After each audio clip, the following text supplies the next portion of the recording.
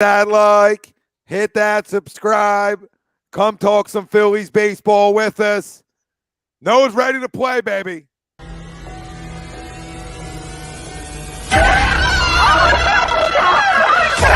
Let's go.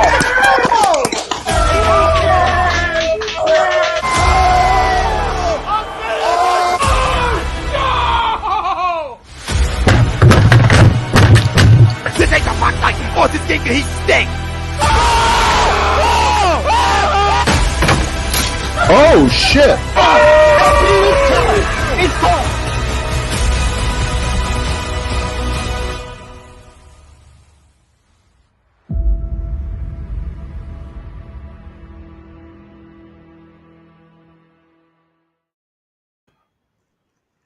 Here, you're listening to A2D Radio, real sports talk radio for the fans, by the fans, no agenda. These guys are the best in the business. Hashtag it. No notes.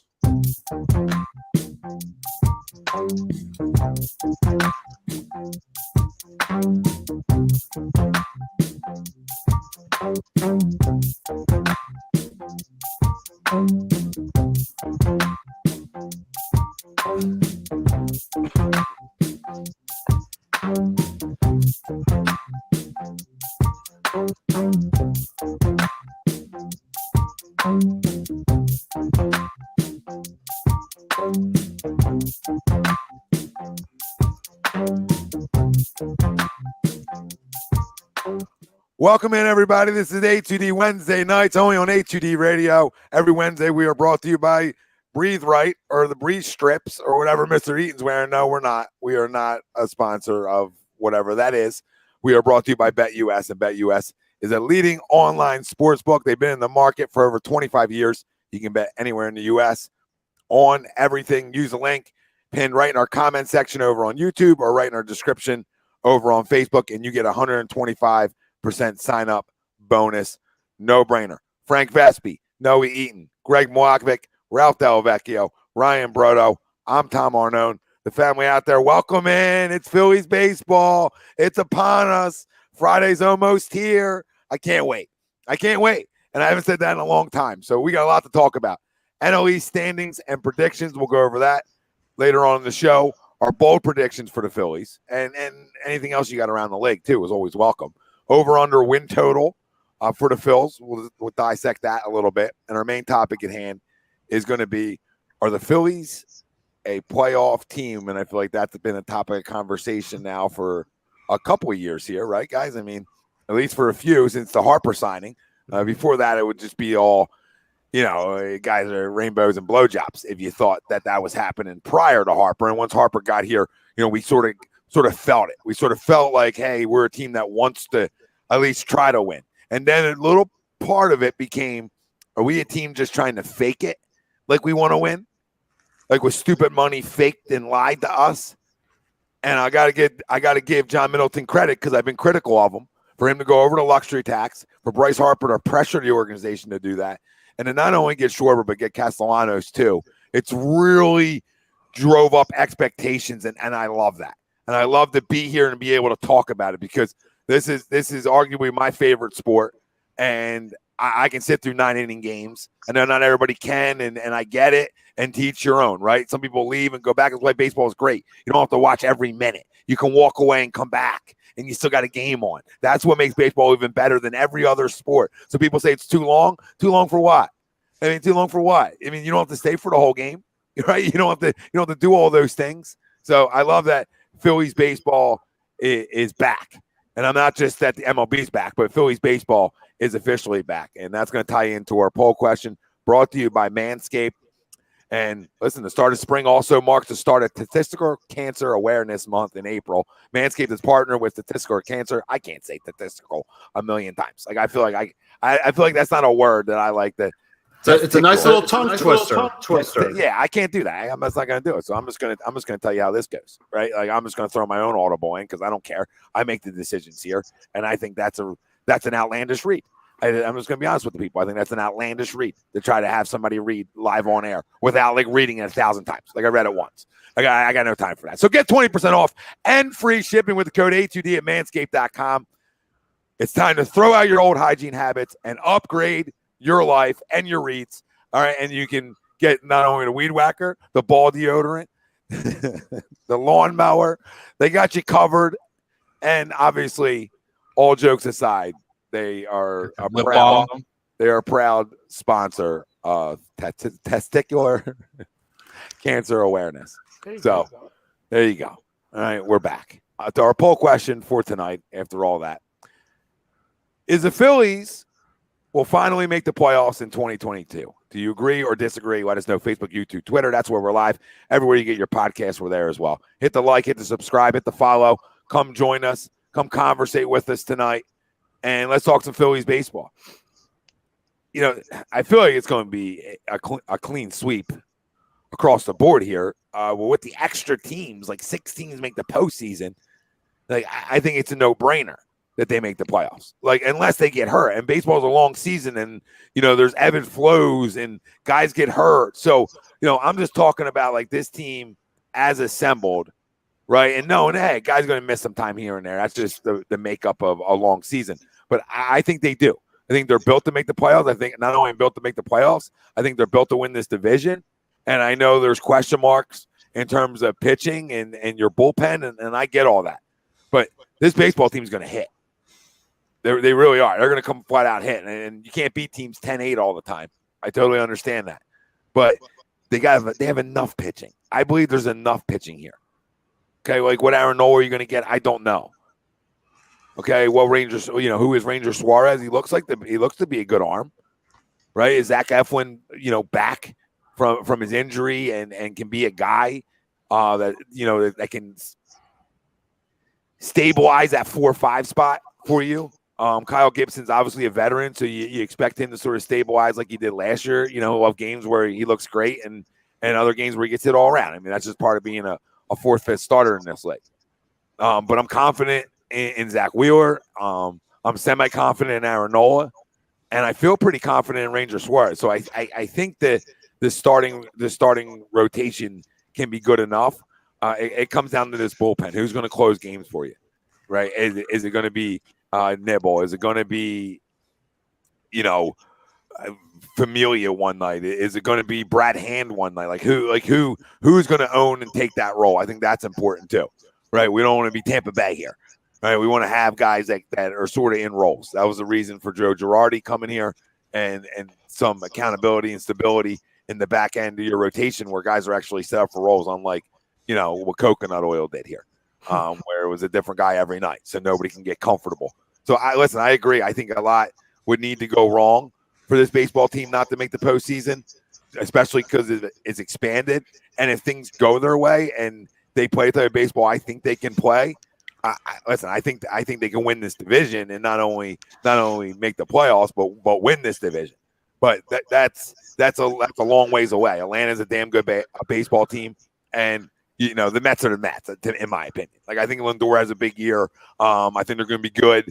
I don't know how good, right? A lot of it's going to depend on DeGrom and Scherzer, right? I mean, who are they at this point? Are they healthy enough to help them? I assume they're going to be, right? You assume they're going to be. So they're a damn good baseball team. Atlanta can swing it too, but I just think that lineup wise we're the best lineup in the NL East, and I think our rotation can be good enough to win this division. But I know the question is just the postseason, and I think that's a no-brainer. A lot needs to go wrong, so I agree. Go ahead, Greg. Yeah, no, I absolutely agree. And I was very critical of this team and its ownership and front office, you know, as close as about a month ago, right before they went out and put their money where their mouth was, and brought some much needed firepower and much needed additions to this offense, and not just the offense. I just think the whole team in general. I think outside of. See, I can't even say that, right? Because even outside of a historically bad bullpen like we had last year, we were still in it to the end, you know, to at least make the playoffs, right? Yeah, historically bad bullpen. Are we going to win the NL East? Which I think is a logical conversation you can have right now. No, Ethan, I don't think he is. I haven't heard anything bad yet. Most tests have come back negative, so he should be fine. But outside of having that historical bad bullpen, Tommy, you mentioned an added team. I don't see them not being right there, able and should be making that team just off the offensive alone. Yeah. Yeah, and offensive alone should put you as a top 6 team in the NL. Yeah. I mean, with all the participation playoffs they're giving out, I mean, how can they not be? Like, it's an epic failure. Unless your whole lineup gets decimated with injuries and unless you lose two guys to season enders and Nola doesn't bounce back, right? But as currently constructed, I think this even allows you to. We obviously were fans of Nola, right? We want to see him bounce back. We want to see him get back to that guy that we remember, right? That guy that we thought he was. Even if he comes back to being half of that with this lineup, that's going to be better than what he was last year. And even what he was last year and that historically bad bullpen, we were still in it right up until the end to make the playoffs. Like we missed it by a couple games. It's not like we missed it. It's not like we were the bottom dwelling and we missed it by 30 games. We probably missed it by a week's worth of playing good baseball. Yep.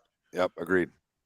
82 and 80, and like you said, you blew the most games in baseball. So, how does that go if you don't do that? Was Frank just wearing a blue jersey? Was Frank just wearing a different hat? Mm-hmm. I have a feeling we might have a couple wardrobe changes tonight. Okay, I was just making sure. I've already seen 3, and we've been on air 12 minutes. Well, one was pre-show. I wasn't paying. Then there may be a wardrobe change, but no wardrobe malfunction. So I think we're good. Well, that's good. That's probably thank God for that. Yeah. Keep your pants on, buddy. Yes, and especially because this month is testicular cancer. So you screwed up too. I got him See what you tried to do when you screwed up. He tried Testicular. to book him out. Got him. Yeah, listen. I wasn't calling anybody. Yeah. No. I know you're not. You tried it, and it failed. It's a tough word. That's why I'm absolutely scrapping that from our reads. It's scrapped from my reads. I mean, other guys, listen, time's yours. You want to have a 9-minute open because of that. They right. I guess. Check your nuts on your own time. Keep your damn pants on.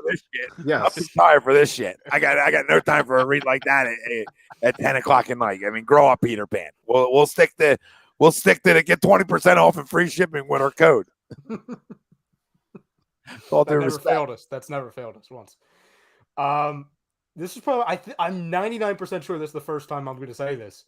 I do believe they're going to be a playoff team. I don't remember the last time I've said that, especially like on a show.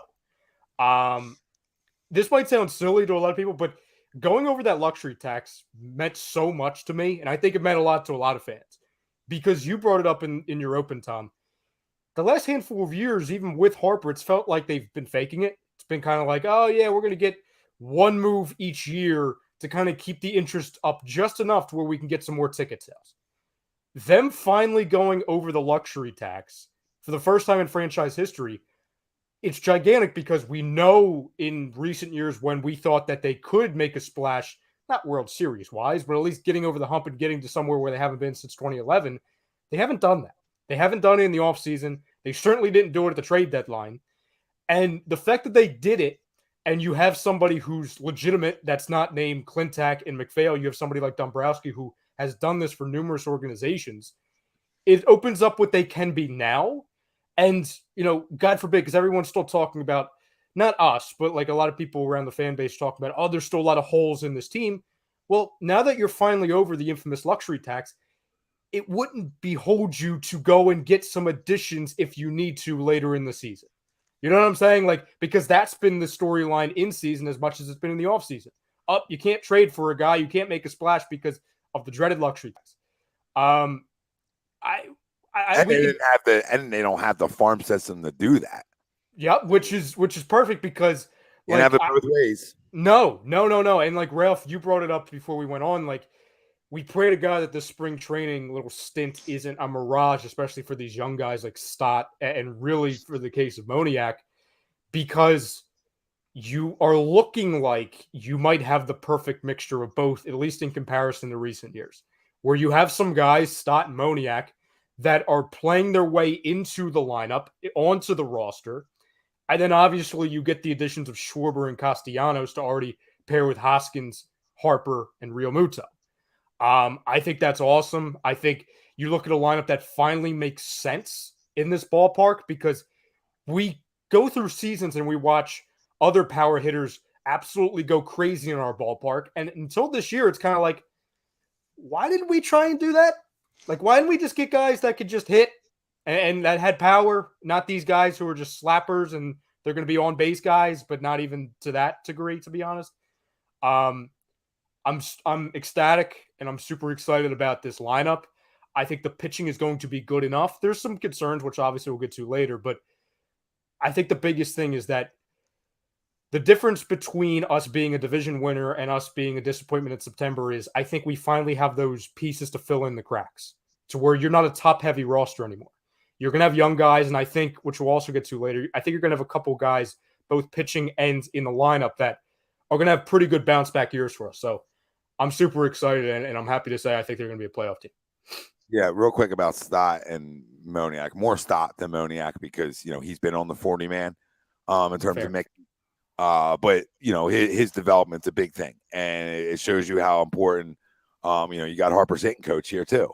So I mean, not the assistant, his hitting coach. So Bryce Harper's gotten what he's wants, and just to throw this out there, it's spring training, but the guy is mashing baseballs already, and usually it takes guys some time to get going. But guys sometimes lose it and get hot. But the point is, when you have guys you're comfortable with and you trust, right? And now every player underneath Bryce Harper believes in long too now. You understand how that works? Okay, because you should, right? Yeah, because Harper does. So Mickey sure as hell, because you know how these guys are. All right, I hate to say it, but it's good for every sport. When you get to this level, you've done things a certain way and you trust things a certain way. So it's hard for, like, you know what I mean? Like, these hitting coaches are almost left out to die. All right, because you can tell somebody something that are blue in the face, and they got to make the adjustment. They got to be willing to change and adapt. And a lot of these guys don't do that. So to bring in a guy like that, I know it's a small move to people, but it's bigger. It's bigger than just what the move is, and his role is as big as now 1 through whatever are going to listen to what he has to say in terms of hit. And that's big because that's your star player. And so, of course, Mickey's going to move closer to the plate, right? Which is something he's probably never done in his career. So, I mean, he better, right? You want to make a team? You want it, right? So guys start buying in a little bit. Now, that spring training doesn't necessarily matter to me, to the veterans. It's more what it matters to me, to the young players. And Mickey's had a great camp. But the Stott thing is the difference maker. The Stott thing is the difference maker on why this organization, for the first fucking time ever of me watching Phillies baseball, has really said, you know what? Time's yours, kid.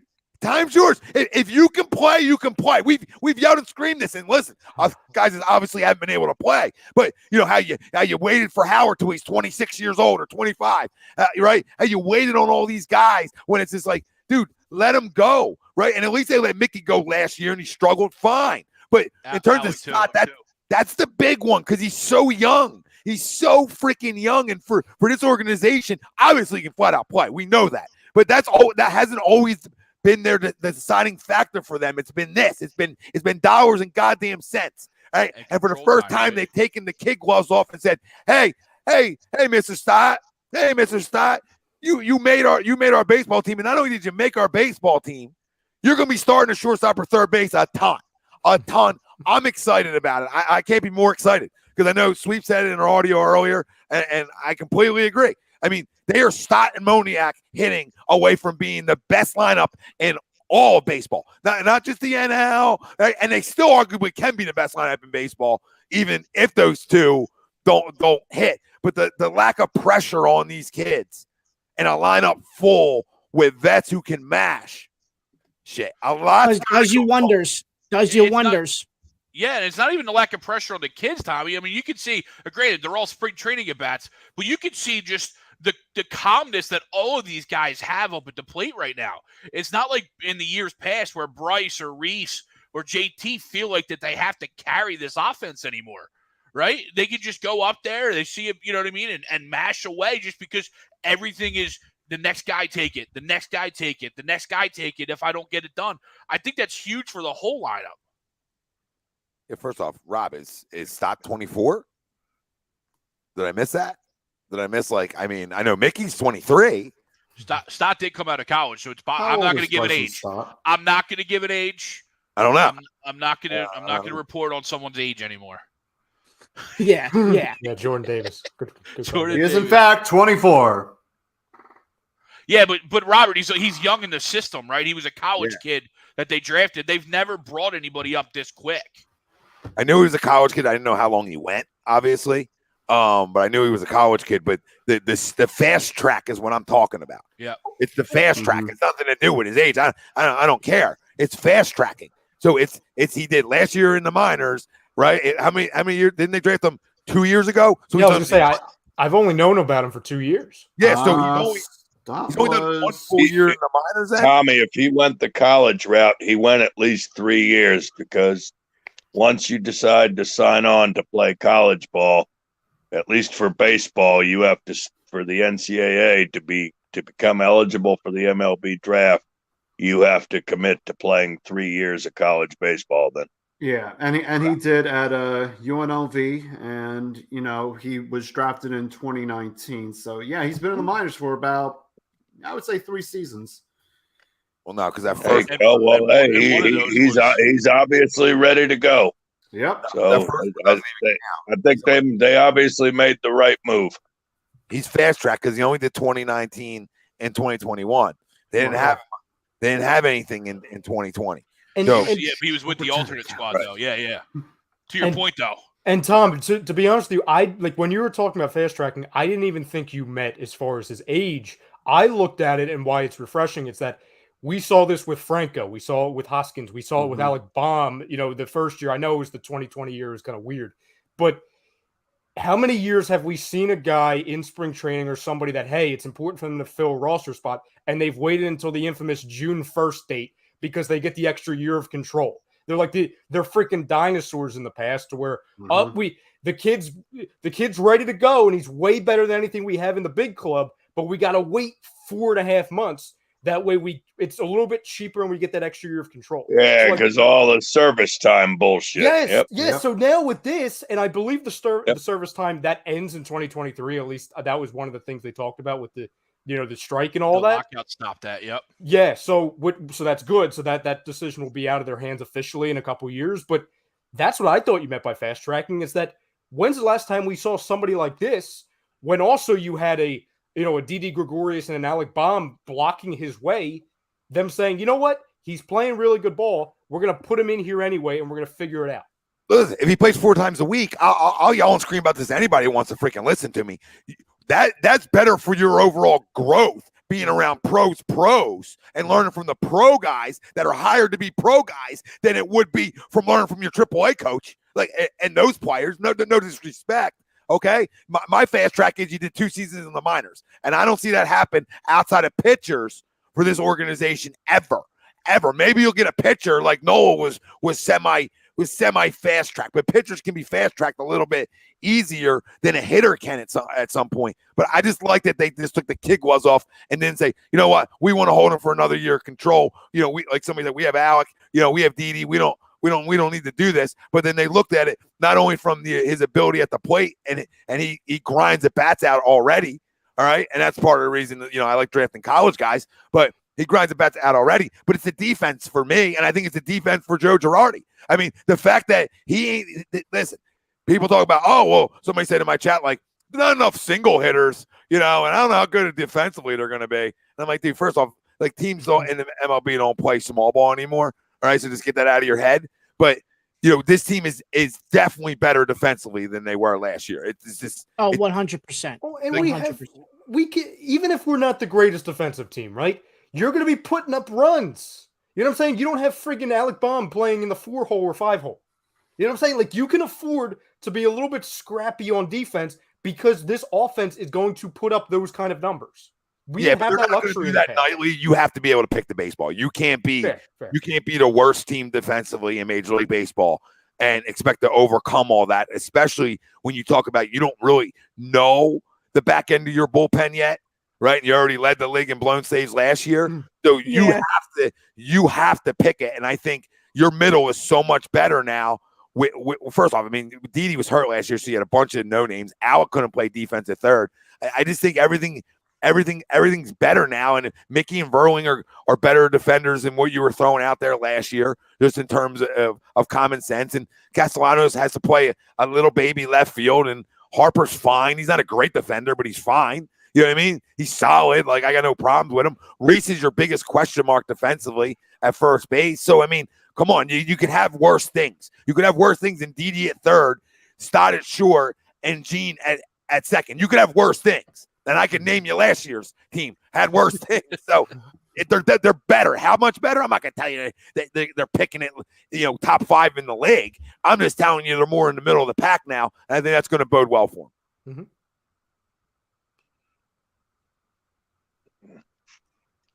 Yeah, we're a playoff team, damn it.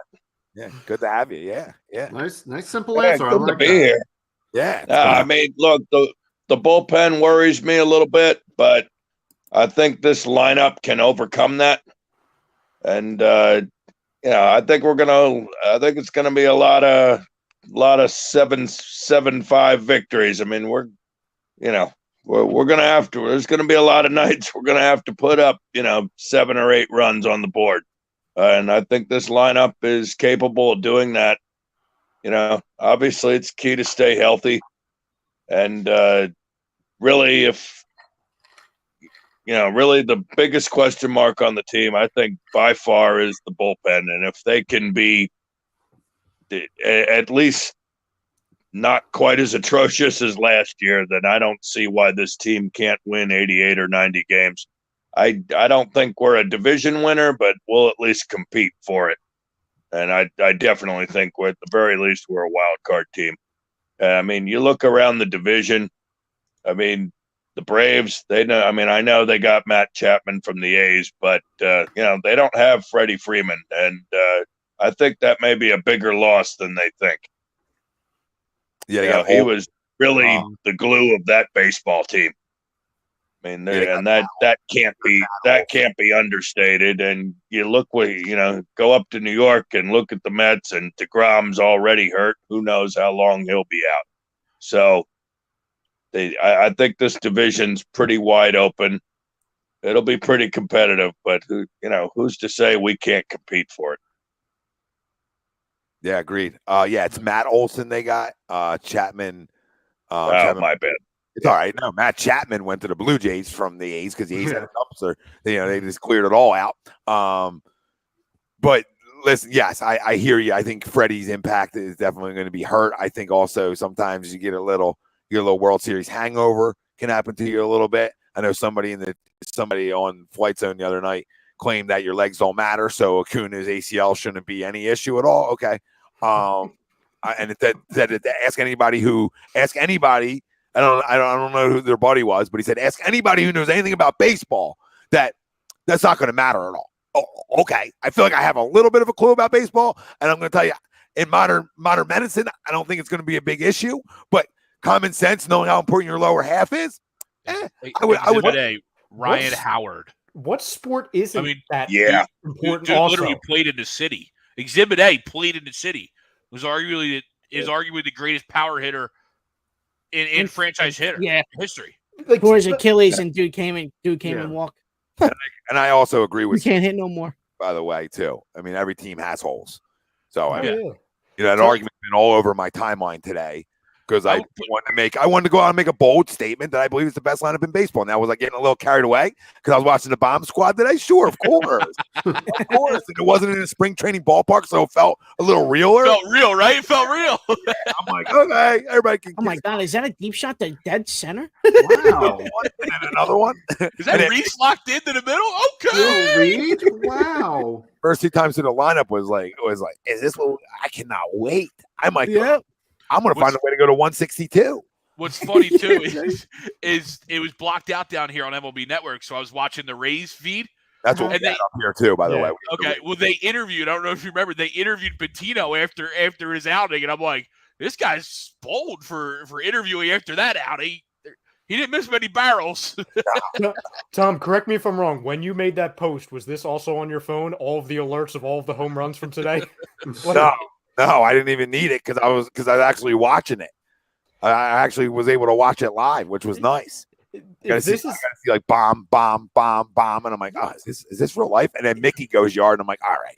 I mean, name a better one. Yeah, this is a goddamn dream. This ain't happening, right? If what was coming up on our phones this morning is any indication, I mean, on the screenshot, 5 minutes ago, Bryce Harper hits 3-run home run. 9 minutes ago, Mickey Moniak hits 2-run home run. 28 minutes ago, Rhys Hoskins hits a 2-run home run. 31 minutes ago, Bryce Harper hits a solo home run. It's like, okay, if is this going to be a preview? If so, okay, I buy in. I'll buy in. I'll buy into that every day and twice on Sunday.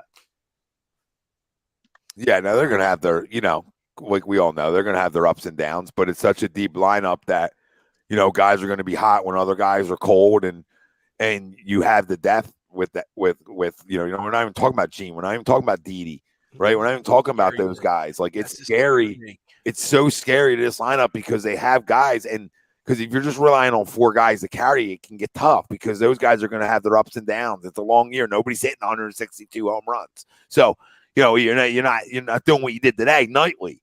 But can you have other guys carry it when Bryce is going through his 2-week stints, right? When JT's having a rough patch, when Nick's struggling or Schwarber is struggling, like, guys are going to struggle as is baseball. So, are you deep enough to make up for those types of things? And this lineup flat out is.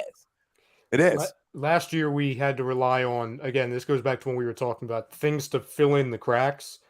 Last year we had, when Harper was banged up or he was struggling or Hoskins was out, you had to rely on Ronald Torreyes and Alec Boehm. You know what I'm saying? To be like, okay, these guys need to get hot. Now the one guy's, not even on the roster, and the other one, I don't even know how much playing time he's going to get. Mm-hmm. So that's gigantic. Yeah, that's a good problem to have. Yes, it is. Yes, it is. No, they're deep. They're deep, they're deep bench-wise. I mean, they have some pieces they can put in, and they have some moving parts, and the DH is finally here, which is about time, and it gives guys like JT and Reese, and you can do some things. So, Ralphie, Frank, what do you guys say? Not good. Go ahead, Frank. All right. I mean, the last time, I confidently said that, the Phillies were a playoff team, I was probably sitting in my dorm room in the middle of Kentucky as we were having the 4 aces. Yeah, I agree to the poll. I do think that we are a playoff team. I don't think we're a division winner quite yet, but I could see us being a very strong wild card team. Depending on where we're at in the season, I could see us make a move or two to, maybe get us over that edge to where we can win the division and get ourselves a better spot in the playoffs. Yeah, I'm really excited for this team. I love the signings of Schwarber and Castellanos. And, as Noah said, there are some concerns with the bullpen, but I think that can be addressed during the season. Maybe something that I will probably mention when we go over our bold predictions. But yeah, I'm stoked. I can't wait for Friday. It's gonna be fun. It's gonna be a fun 2022. Probably lose 1-0 to Oakland Friday, by the way. Don't wish. Don't do that. Frankie Montas comes in and deals. Right. A team that has $36 million to their name just comes in and just rakes us and sweeps us. You just traded the entire team the last 3 weeks. Oh my god! I know the city, and the people will be like, they're not good enough. Yeah, yeah. You got 160 left. There it is. The talk radio stations are going to explode. Like, yeah, we need to blow everything up. Fire Girardi. Fire everybody. Trade Tom, everyone. I'll turn it around. Tom, I'll turn it around on you, though. I'll take a 1-run outing from Nola, though. I'll take that. Where he only gives up 1 run, I'll take that. Don't hold your breath. No, I'm not, Noah. I'm not. Ryan, does he get over 68 pitches? I'll tell you what. Better, I'm running on the field. He better, I'm running on the field. Boy, what did he have? An ERA of around 4.5 last year? Yeah, it wasn't good. Wasn't good. It was something ugly. He needs a bounce back year in a big way. I mean, I know some of it may be a little. I mean, a lot of us expected, he's our ace, especially after that great year he had a couple of years ago where he was a Cy Young winner, Cy Young candidate. Second in the running for Cy Young. Yep. Right. And he went from being that to looking like a number 4 starter. I mean, we need him to be a solid number 2 behind Wheeler. And who do we know when Wheeler's coming back? I think the third game. Or no, I'm sorry. What is it? The first game against the Mets? Second game against the Mets? Okay. So he won't be out too long. That's good. Yeah. So that's the thing. No, go ahead. I mean, I'm sorry. We need obviously we need another dominant year by Wheeler, and we need Nola to step up. That's the bottom line. I mean, I get, I know we have an offense that can rake, but once we get down to the nitty gritty of the pennant, we get into a pennant race in September. We need him to look more like a number 2 and less like a number 4. Mm-hmm. I agree. Absolutely agree. It's time for him to answer the bell. We're paying him a lot of money. So, Ralphie? I agree to a pull. I do think we make the playoffs, but I don't see us winning the division still. I think Atlanta's still the top dog in the division, whether you like it or not. Especially, I don't like league. Huh? I don't like it. I don't like it either. I don't like it either. I think they're still the team to beat in the division. So I'll still give the division to Atlanta. But I think what the league did of opening up the playoffs to another team helps us out a lot, because we all know when September comes, everybody's got to hold their breath in the city. We saw it 2 years straight when Gabe Kapler was the manager, where when September comes, we had the collapse. So I think we make the playoffs this year. I don't think we win the division, but I think we get a wild card spot. Yeah, I don't know how. Listen, Atlanta's good. I don't want to very good. I don't want to take anything away from Atlanta, but I mean, I don't know. They got hot at the right time, and then they lost the face of their freaking franchise. Yeah, but they also replaced them with Matt Olson, who's also a great player. Matt Olson's an extremely good player, but he's also not Freddie Freeman, and he's also absolutely. He's also not the hangover that comes with losing a guy like that. Like baseball is different than every other sport, because the difference is, Ralphie, and you know this, is you are on the road with guys more than any sport around. You're on the road with guys 81 days out of a year. You're on the road. You're around guys for 162, not counting spring training, right? You're with guys. So with all that comes a bond has to be made too, right? And that's part of winning. And they had a bond last year, the Atlanta Braves. You could feel it in the way they played. And I'm not saying that all went away, but I'm saying losing that definitely hurts a team that, let's not act like they were a 95-win team last year either. So, I mean, they're good. They're very good. I'm not saying they're not good. I'm just saying, to me, yes, they're the team to beat. To your point, absolutely, because they're defending champs, right? And not just defending division champs, the whole kit and caboodle. So I agree with you there that they're the team to beat, and you should just have them one, because until somebody beats them, that's what they are.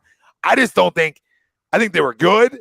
I think they caught lightning in the bottle at the right time, and that's what you need. But I don't know if they're duplicating that. I just don't know. I don't know if they're built to duplicate it in a way, but losing that guy, to me, if I'm a Braves fan, worries me, because Matt Olson replaces the numbers, but does he replace the leadership? Does he replace what Freddie had in the clubhouse? Yeah. Then listen, they have enough guys there that you would think it's not going to be a big deal. But I look at what we added, and people are going to tell me bullpen. I get it. Kenley Jansen's not Kenley Jansen, so I will calm down with that addition for them. Is it a solid addition? Of course. You get a guy in there that's been in those spots before. But I mean, I wouldn't say that's that they're all answered at the back end. I mean, I'll take this lineup to go down to Atlanta. And unlike other years, I feel confident that if you want to get into a shootout, I'm here to play with you. And if you want to have some pitching duels, I got some arms too. Like, and when I look through these rotations, like Ranger Suarez is going to be that X factor, and we'll get into all that kind of stuff. But Ranger Suarez is going to be the X factor. Like, I don't expect them to have a 1.5 earned run average, but if Ranger Suarez can be around the 3, who's been You're a big feeling pretty good about yourself. Yeah. yeah, big fan of Hell yeah. Wednesday nights back in the day. Ranger was right when he was down in the minors. He was a big fan of HUD Wednesday nights. So, I'm a fan of Ranger. Let's clip this and see if he still is. He still is, but I'm a fan of him. Like I think he's perfect for what you need because you need a lefty mix in there somewhere. Yeah, definitely. And I think going sort of behind those two guys, also in series, gives you like that different funky look that can mess with guys' timing, etc. I think Ranger has a really good year. I think this starting rotation is better than people think it is, and that's even with Noah Noah could be at a 3.8, and this rotation's still better than people think it is. Well, Tom, to your point, we need his floor, Ranger, that is, to be a solidified 5th starter. We need him to be better than freaking Chase Anderson, and I actually forget the name of the other guy. I think we need him to be a 3. I think we need him to be a 3. Oh, okay. Because that's what he's slotted in to do. He's not. I don't think Gibson or Eflin are above him on the depth chart. Okay. I would assume if Noah's going game 1, I would assume Rangers going game 2. I would guess. I would venture to guess. I mean, maybe they give the ball to Gibson there. I don't know. I don't know how they have it set up to start the season. That's just like common sense guess because Eflin's like really unknown. Yeah. Because he's been so hot and cold. Gibson's your pro in there. But I mean, it's Kyle Gibson. I mean, he's fine. I'll take him. But it's Kyle Gibson. I want him throwing every 5th day on the 5th day. You know what I mean? ain't trying to run him out early. I mean, right now they have it slotted as Gibson. I don't know. I don't know how true. I don't know how real that is. As the 3?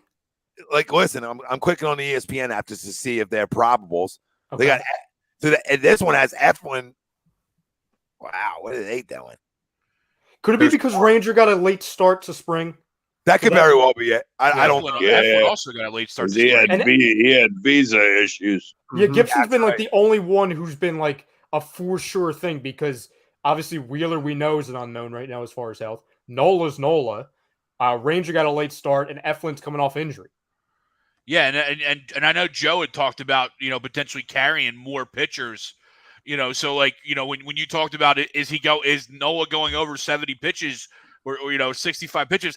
I don't know that that's true. I can't say yes because this shortened spring training, huh?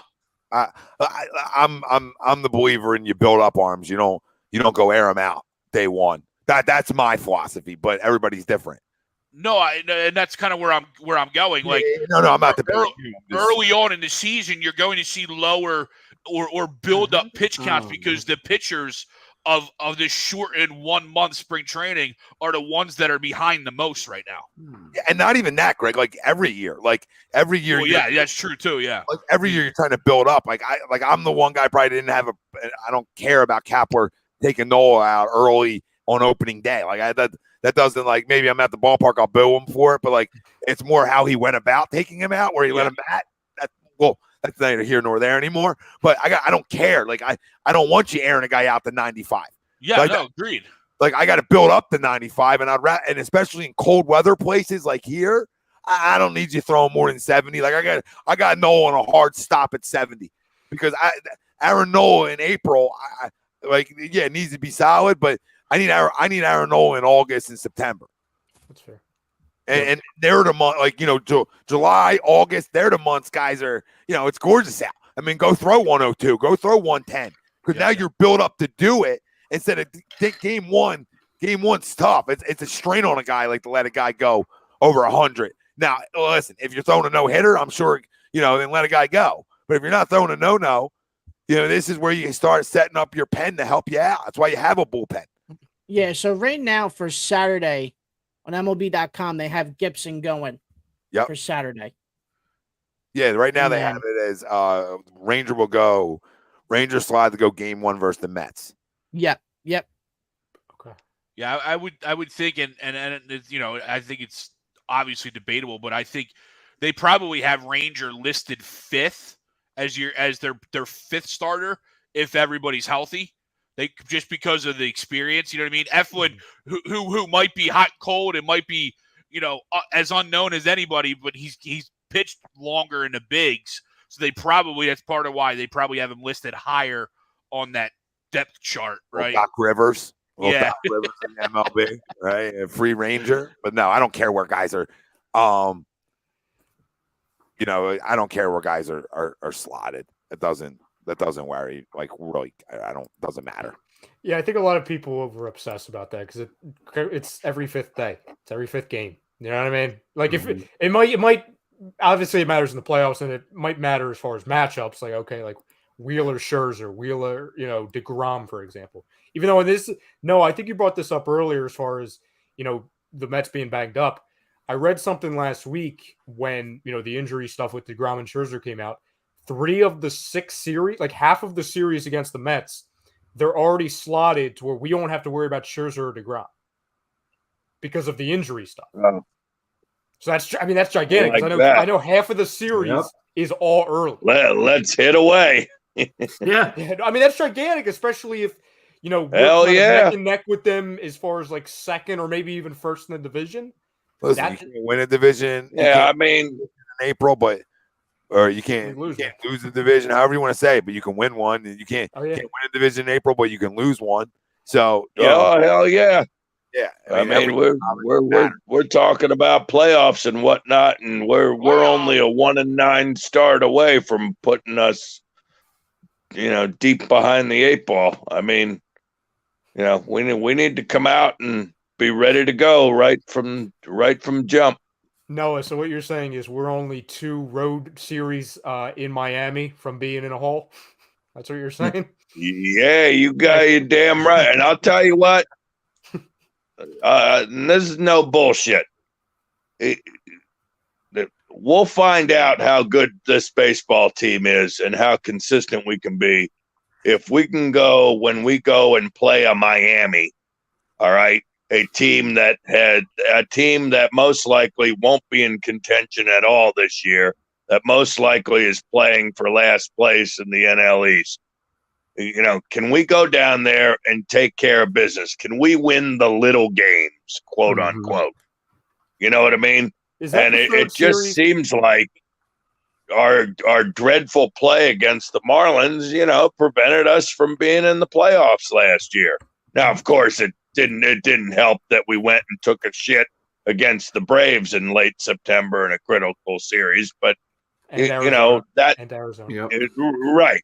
But, losing in Arizona and the constant struggles in Miami, that all kind of led to, us being officially eliminated in Atlanta, So, look, every game's important. We're not going to go 162-0, but damn it, we better find a way to beat Miami 2 out of 3. Well, yeah, four game set. After the Mets, we go down to Miami, which I actually like. Because I like to get out of the cold. I don't know why you even have Northeast teams playing in the Northeast to start the season, unless you're a dome. But by a clue, Major League Baseball, they still want to do that.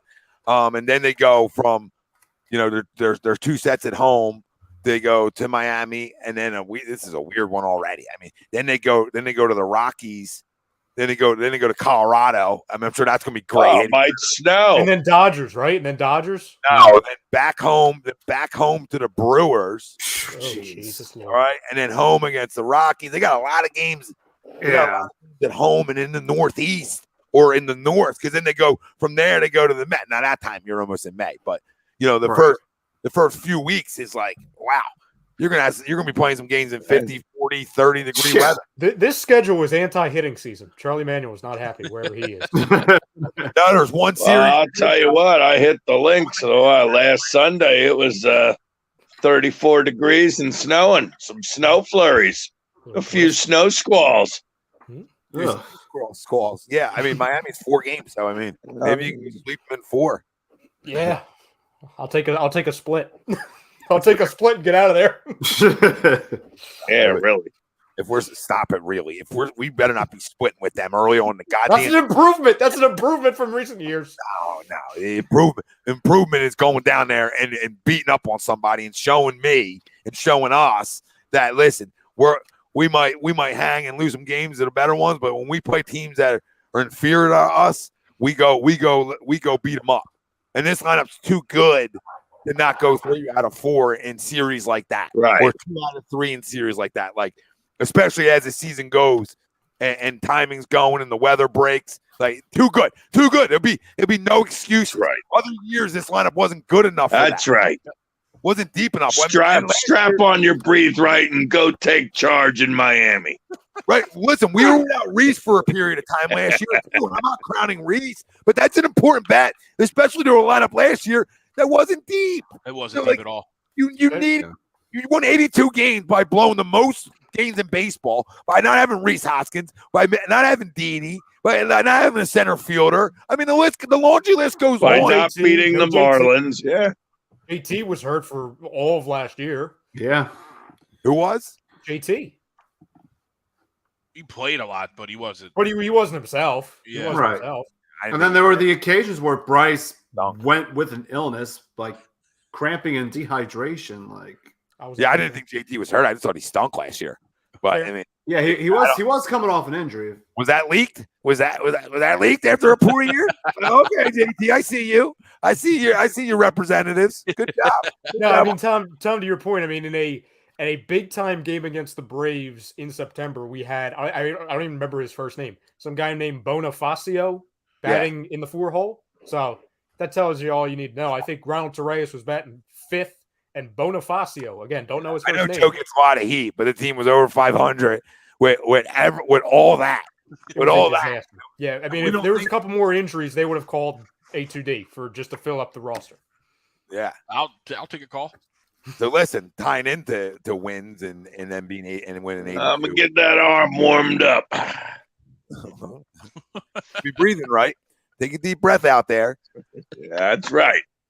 Phillies over and under is brought to you. Gotta hit the corners. Yeah, hit the corner. Phillies over under is brought to you by FanUp. FanUp is the best way to enjoy fantasy sports, daily NBA contests, and more. Win great prizes. Sign up today. Use promo code A2D for 5,000 bonus points. That's a $50 value. FanUp, located right on the Apple Store. And make sure you're using our promo. So the over-under in Vegas is 86.5 now for the Phils. And that jumped up, obviously, after the Castellanos signing, rightfully so. So 86.5. Are you over, family, or are you under? I'm heavy over. I'm pounding. Over. I'm at like 92. 92. Damn. Holy shit. That went up. I think when it first came out, it was 84.5. So Yeah, that went up 2. That was the one I remember. With the signings of Schwarber and Castellanos. That's a big jump in terms of of a season outlook, right? They don't usually jump that much. I'm going 91. I'm all in. I'm over. I'm definitely over. Yeah, I'm definitely taking the over. I just spent $200 on Fanatics. I just bought a new Bryce shirt, new Bryce jersey. Frank's a dealer now. Frank, I'm all in, Frank. I'm all in. I pushed all my chips to the center of the table. I'm 92 plus. Like 92 fucking plus. 92 plus. I'm feeling delicious about this baseball team. And I'm not the guy to tell you they're gonna hit you 10-8 every night. Like I just that's also like not fair to put on any baseball team because of how long it is and how up and down it is. But they're good enough to win games 4-2 too. Like they're going to be good enough to win games 4-2. You're going to have those types of wins, and you're going to have not every game is going to have to be a shootout too, because you do have guys in this rotation that can throw enough. By the way, I think Robert Covington's career just ended on the floor. Oh. By the way. He went up for a dunk, and his body might still be on the rim. Stop me if I can. And the ball is stuck on the rim. Get the cheerleaders. Get the cheerleaders to save the day like March Madness. Is everybody over on the win loss? Right. Is anybody under? Yes, I'm over. Give me 89. 89 on the wins. Yep, 89. I'm gonna take. if the roster constructed right now, I'm going to say I'm going to go 89.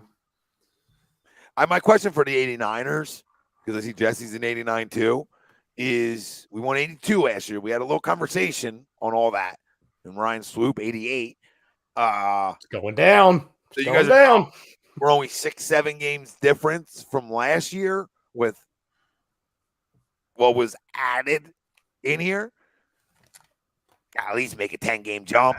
I got at least make a 10 I do like the 10-game jump, and right now I'm still questioning about the bullpen. If we do make a significant move come trade deadline, that total for me is probably going to go up to I think at most for me, I'm going to say 93, maybe 94 games. Ralphie, get us to 90. Go on, Ralph. Go one more.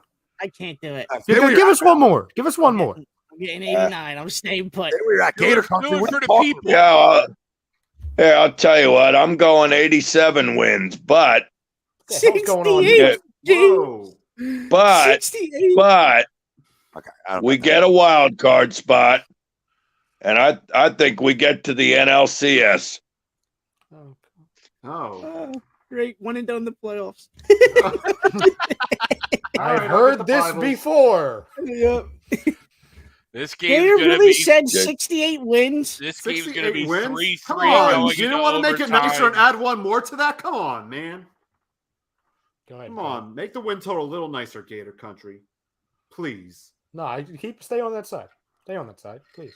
68. I'm going 87, but we're That might a be the same playoff amount of team. wins the Orioles get this year. Maybe 10 less. Oh It's like my that's God. like the Oakland Ace. Yeah. Christ. Yeah, do you know Orioles opening day tickets are going for $4? I believe it. Ooh. Road trip. That's all. Greg, That. how many wins you going with, Greg? Carry the 91. All right. Damn it. All right, I'm going to move mine to 92. I don't want to be I can't be Oh, the is that same where as you Greg. are? Yeah, I got to move it. I got to move it up. I'll be right next to you. I'm going 93 then. I mean, you guys are all Okay. jumping. Well, this is good. We're getting better. This is good. I don't know. All right. So now, Being Speaking excited of for a that- season might not be a good thing. But Hey, I am Frank. all in. Hey, Noah. Frank, Jeff- do we go down to Baltimore this year by chance? Yes. No, we do. Let me just double check. Opponent. But I'm you actually can. looking at the Orioles schedule right now. But you and can, Noah, for the fine price No. of $4. Absolutely not. do people realize there's more No. pitching here than people think there is? Like, Say this again? I just see a lot of people like worried about the pitching, and I just want to confirm with people do they realize there's more pitching here than they think there is? Like, with all due respect, this bullpen is better than it was last year. Oh, absolutely. And it Yeah, should I don't be better than it think was the year people before I that. think people are still in the phase of because we didn't make a splash in the bullpen. You know what I mean? I'll I- make a splash for Yeah, for I mean, another Knebel's a arm, good you know? signing, and Sir Anthony's coming back. But I honestly, to your I want to question, see how Tom, they do. I don't think it's the pitching. I think people are still in the phase of this is the Phillies. They're going to hurt us. No, Yeah. I'm reading pitching. I'm reading. Oh, I know. I understand that. I'm reading closer by committee. Not enough arms. Blah blah blah blah blah. You know what I mean? And I get that would be their weak part. Just 85. All right. God. His name is slipping me, but who's the dude we gave $24 million to be the super utility guy, and he obviously didn't pan out? Kingery? Kingery. Jeff Scott Packs? Kingery? Scott Kingery. Yes. Is he even He's where hurt. the hell is he? He's still Obviously, he's recovering. down in the mine. He's recovering Wow. from shoulder surgery. He had He's shoulder recovering surgery in the from summer. shoulder surgery. He's going to play with Clearwater. He's recovering from a launch angle. Yeah. He's Yeah, recovering right. from stealing $24 million from a He fucking organization. dislocated his arm from upcutting the baseball all the time. He's day to day due to I don't know how to play baseball anymore. That's where Right, I got you. I put a Remember? And then, so most likely when he gets healthy, he'll be why are we in still talking about Scott Kingery? He's in the minors. Double A somewhere. He's done. He's still- done. He's still He's going. done. He might as well just get on a golf course in Scottsdale. He's done. Take Well, he your was supposed $24 to be the million and next enjoy Chase it. Utley. He's Yeah. done. Yeah, done. Done. I thought that was Nick Maton, Ralph. I thought that was Nick Maton. Dude's done. Listen, I think that when Shame people are like, too. how do you get to 93? Well, when you can hit it this type of clip that I think this lineup is going to be able to hit at, and we all do, right? When you can hit at that clip over like as a group, or I think it makes everybody better, and it helps your staff dramatically, and it sure as hell helps your bullpen. Now, to me, it just helps.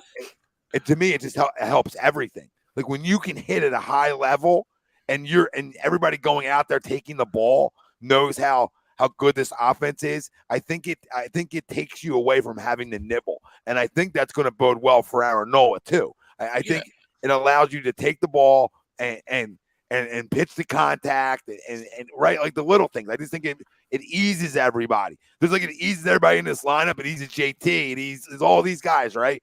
It does the same thing for your starting staff, and does the same thing to your bullpen to a point.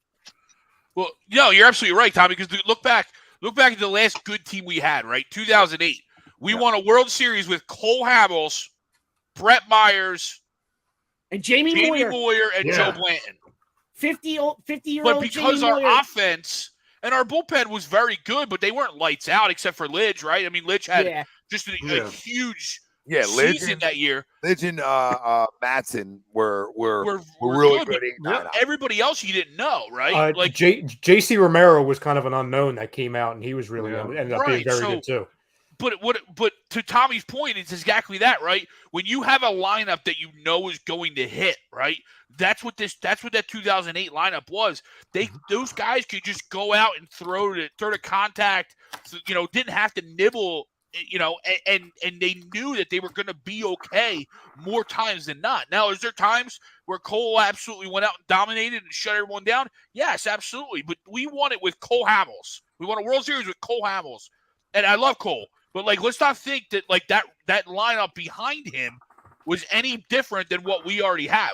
We arguably have a better rotation now than that 2008 team did, and arguably just as good of a lineup, if not better. I would argue better. I would say it's. But you're right. On paper, it's better. But you got to see it play out. But on paper, it's better. Yeah. To your point from the open, Tom, it's really good. Like, don't forget about and Worth. That lineup was deep. That lineup could hit. And Pedro Feliz was a good hitter. Carlos Ruiz was a good hitter. Like that lineup. Pedro Feliz. Like you had your big three, obviously, but then like your worst of the world and your Victorinos. And that lineup was, and Pat the bat. Like that lineup was deep. But I mean, this lineup on paper is better for sure. And Jeff Jenkins. Yeah, Jeff Jenkins. Wow. Greg Dobbs off the bench. Greg Dobbs off the bench. Greg Dobbs. Matt Stairs coming up out of nowhere. Oh my God. That ball's still carrying in LA, I heard, to this day. And Tom, to your point from your post and from the open, the determination is, okay, if you get a bounce back from Didi and Stott and Moniak end up being solidified MLB players, that can take this lineup and say, okay, it is in the same breath as 08, or it is even better. Because really, again, I'm not going to say they took the four aces pitching and they replicated it with hitting. No, because those are some of the best, pitchers of that generation. But the philosophy they took to win shit, right? Because we needed some extra. Where was this hitting with that rotation? Yeah, they won 100 plus. They sacrificed it, but they didn't. Yeah, right. They won 100 plus regular season games, but they didn't get it done in the playoffs. Right. And all I hear is how pitching wins. I get you.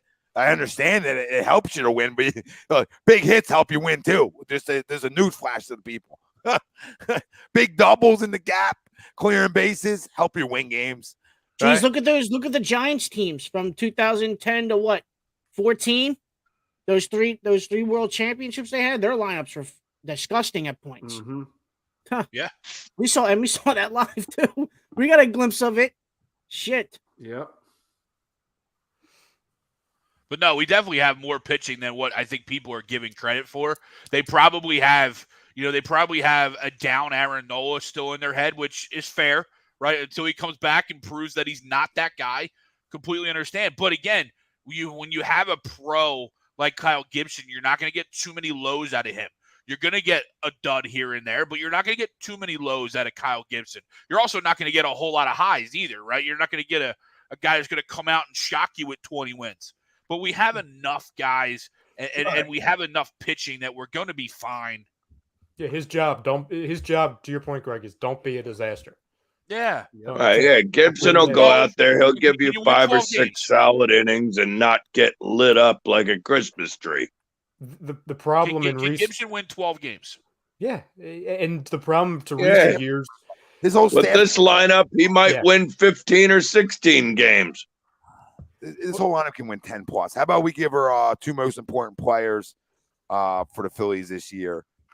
I think one has to be Aaron Nola, right? I mean, he has to have a good year. I know we're gonna do like bounce back players, but I don't even think it's like a bounce back. I just think he has to just finish it, right? Like he's had spurts where he's locked in and dealing. And I think Sweep said it earlier, like get away from the 0-2 having to throw the breaking ball. You know what I mean? Like trust your fastball more, trust the movement on your 2 seam, which I completely agree with. So I think he's player 1 that's most important, and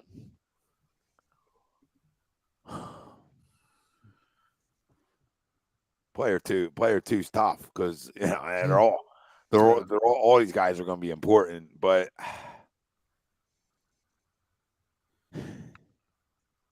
I think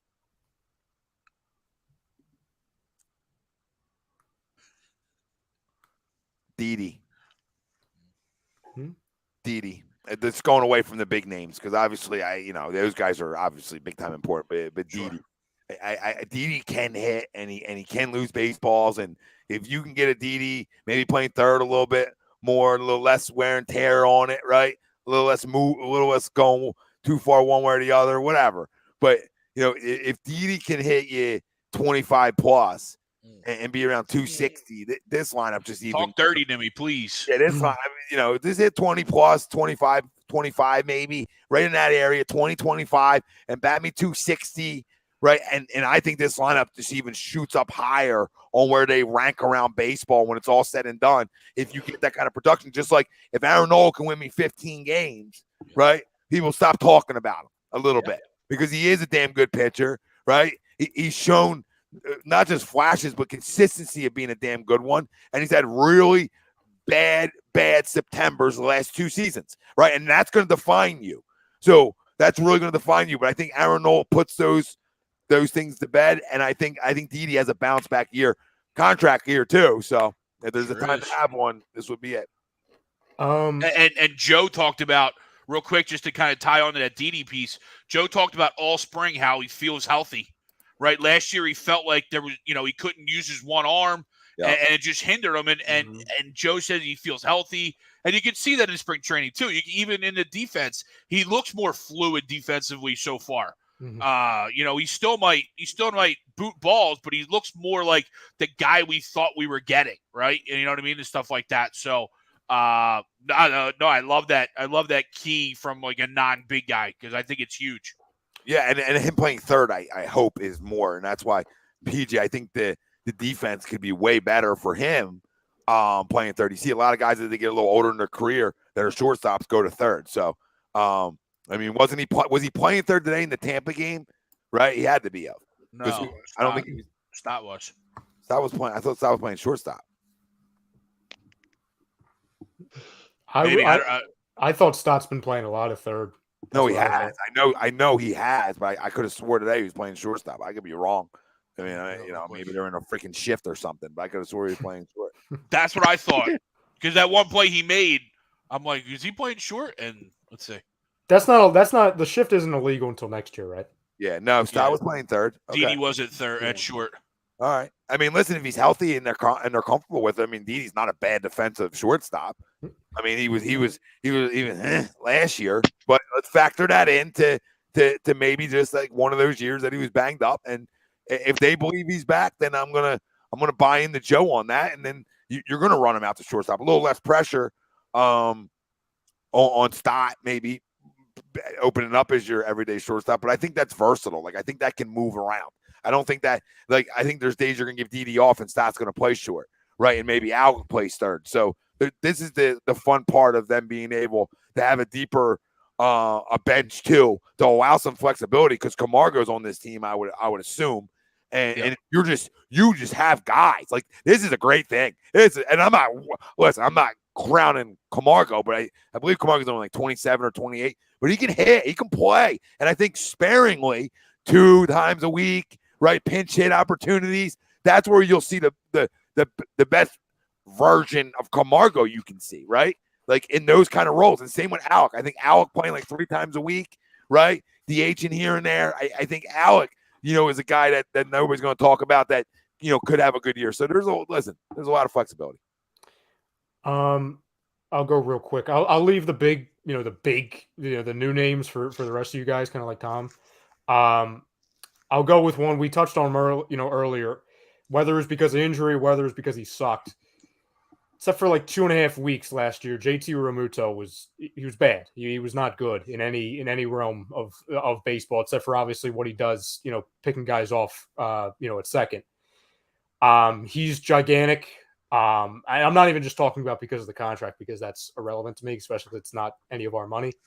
But he's kind of like, he's one of the extras. It's kind of like, okay, as much as we're excited about Schwarber and Castellanos, it's about how those guys not only are very good players single-handedly, but how they help the guys who've already been here.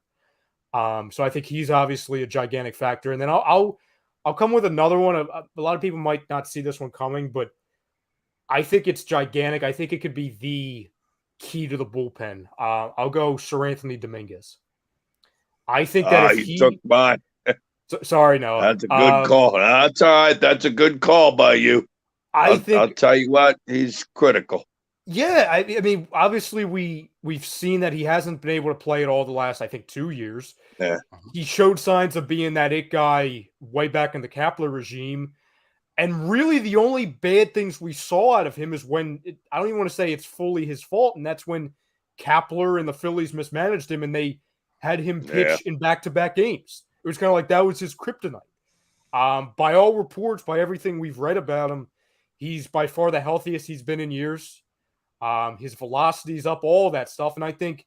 Oh, I hope his velocity's up. He got Tommy John. So it's like the rubber band man. Listen, you never know. You never know with all the years where he hasn't been able to... Tighten up those rubber bands. Yeah. I think that if he shows at least anything that he was before the injury and he builds on that, I really think we could be looking at this by, a portion through the season that he's our solidified closer. Greg, how far away is he? Greg, how far away is he from the surgery? I will look. I need to know that before I can say he can be my everyday closer. I just need to know how far away he is, because it's going to dictate how much he can throw. Like, because he could be not limited, but he could be like on, I don't want to say a pitch count, but it's even more of a pitch count. I got to find out how far away he is. He's got to be at least 2 years away. It's definitely to be free, like a free bird. Like free bird, and like you can do whatever you want. Go ahead, Robert. It's Marshawn. Marshawn. I'm thinking on the lines of Ryan. I'm hoping he can take the closer role and run with it. I don't need him to necessarily take the closer role. I just need him to be good enough in whatever spot he is. Because just be dependable. Like Nebel and Alvarado, and you got guys who can come in and close games. I know Alvarado can get a little scary at times, but he's a strikeout. Yeah, Alvarado's all over the place. He can be. But there's also, when he was with Tampa, he wasn't all over the place. So, last year I feel like it was a little hot and cold for him, but like, I'm not saying Alvarado's your closer, but Brad Hand can close games. Like, there's not like guys that don't have experience closing games on this roster. That's the big part of it. Like, Sir Anthony's just another one of those guys who has the experience of being in those situations. That's what matters. And now, hey, whatever one of these 4 guys or 3 guys take the job and run with it, so be it. You know what I mean? So be it. Just one of them do it. Somebody do it. I just think we'll be overall a better baseball team if Dominguez in particular is able to do that. How far along, Greg? July 30th, 2020 is when he actually went under the knife. He tried to do everything without getting the knife So that's where some of those lost years were in there. We're talking about a year and a half. Yeah. Yeah, he's not. He isn't a free bird. No fucking way he's a free bird. Like, he might be like, oh, you have no restrictions per se, but like organizationally, early on, I don't think he's a free bird. Now, can that change in like July? Mhm. Like, yeah, absolutely, right. Like that could absolutely change in July where like he can go back to backs. Like he might be in a situation right now where he's not gonna pitch back to back nights. Yeah, like well, right that's now. what Joe even says in this piece that I just pulled up. No, I think you probably ease him in a little bit, but let's say that opening day you use Familia and Hand early on, and you probably don't want to throw them back to back. Guess what? I ain't afraid to use Sir Anthony. Yeah, so it kind of goes in line with everything you've been talking about. Yeah. I just think they'll probably not back to back. I mean, he's going to pitch, but probably not back to back. They're not going to wear him out early. But once July hits, and if he's throwing well, maybe you can see something in back to backs. But now the question is his conditioning wise and how comfortable he feels is really going to dictate if he's good on that back to back, right? Like, because you need a live arm to be good on a back to back. Like, to me, when you go throw 15 to 20 pitches the night before and you're coming back and going in again, that's what separates closers in this league. By the way, like guys who come 3 straight nights and just right, and then maybe they get a day down. Right there, that's what separates closers at this level is guys who can come in nightly and shut it down. And we'll find out if we have that guy. And according to Matt Gelb, X-rays were negative on Moniak's right hand, and that he just has a bruise. Let's fucking go. Let's go. It's big. It's great news. You didn't want that. The kid looks like he's turned a corner in his career, which is great for our career as fans, and that's the last thing you want is a broken bone after he's raking like that. Does that pretty much eliminate him from opening day? Him starting on Friday? Yes. No, maybe not. Okay, because I really like. I don't know the swelling. I don't know how bad it hurts. Right, I don't know. It's never fun getting 90 something off your hand. But no, I don't think it takes him away. I mean, maybe listen. Depending on, I don't know if they're facing a righty or lefty. Montas is a righty. Okay, I didn't know who they're facing, but the only pitcher left worth anything in Oakland, Frankie Montas. You might start him because of that matchup, but it just could depend how he feels. But I don't think it necessarily takes him away from it totally. All right, guys, who else has to go? 2 most important players. Yeah, I'll go next. My most important. Both, right? Right. Yeah. Sir Anthony and JT. That's who it was, JT. I didn't know who the other one. I couldn't. A nice one. Okay. Thank you. Yeah, I'm gonna go. I'll go Gene, my number one. Just to be the solid guy in the lineup, right? I mean, we have all the masters, but everybody, when we talk lineup, everyone forgets probably the best hitter in our lineup, right? I mean, he's probably the best pure hitter in our lineup. He's gonna hit you right around 300, and he's just gonna mash doubles. I think he should probably. He's my 2-hole hitter, personally. To me, I just think he fits as a prototypical 2-hole hitter, especially in this lineup. Greg, in our style of baseball, he does. Yes. In our style of him behind guys, and him on the bat well, he absolutely does. But absolutely. In 2022, like if we're putting him on our AAU team, I'll put him in my 2. Yeah. But, in today's Major League Baseball, I mean, fucking God. Yeah. Go ahead. Sorry. So like I said, I have him in my 2-hole. And I think he sets the table for those masters to come up, right? JT, Nick, or Bryce, JT, Nick, those guys behind him. He sets the tone. He acts as a second leadoff to me out, behind Schwarber. Because we know Schwarber isn't the prototypical guy. He's just, that's where we're going to put him, right? And I'm good with that. And then my second guy is Knievel. Are you fully healthy coming out the injury? Obviously, he started that one World Series game, but I know that was like a bullpen game, so it wasn't like it was just the circumstance that we started. But he pitched well, and he's coming back from an injury, and I think he signed a 1-year deal on himself, right? To bet on himself, and I think he's one of those huge pieces in that bullpen, obviously to solidify that back end. So those are my two. Yeah, you know what I say to my kids when we have like really deep teams baseball wise is like, don't worry about where you bat. I say that to every team. Yep. Don't worry about where you bat because we're deep and that it just relax, right? And the same thing goes for this type of lineup. Like, don't worry about where you bat. Like, Gene, if you're batting 7th, that's fine. You know what I mean? That's fine because then I got production down there. Yeah, and I know Gene said that, after one spring training game, when he was coming off the field, they asked him, what's it like in this lineup? He goes, hell, I'm batting 7th. He's like, I'm batting 7th, and I'm probably, he didn't say it, but, probably the best pure hitter on the team. Oh, yeah, arguably, for sure. I mean, Yeah. I have no problem Schwarber leading off. That's what they want to do. I mean, he's a grind out in the back guy anyway. Sure. They look at for getting up 1-0 on you. That's how they look at that from that aspect because he does lose a lot of baseballs early on in games too. Yeah. It's sort of his little MO. I have no problem with JT in the 2-hole because he's another guy who can hit behind guys, and you're not running Schwarber anyway. So right. In terms of that, but he's a guy who handles the bat well. Yep. In terms of like hitting the ball the other way and doing some of those things. So like Schwarber leads off with a double. JT's pretty good guy of taking balls the other way. So I have no problem in the 2. I like him in the 2 better than Reese. So agreed. That's the only guy I don't want there, and it's nothing against him. I think there's too much pressure for Reese right now. I'd rather have Reese in my 6 or 7 hole where there's not a lot of pressure on him, and he can just go free swing like it seems like he's been doing this spring.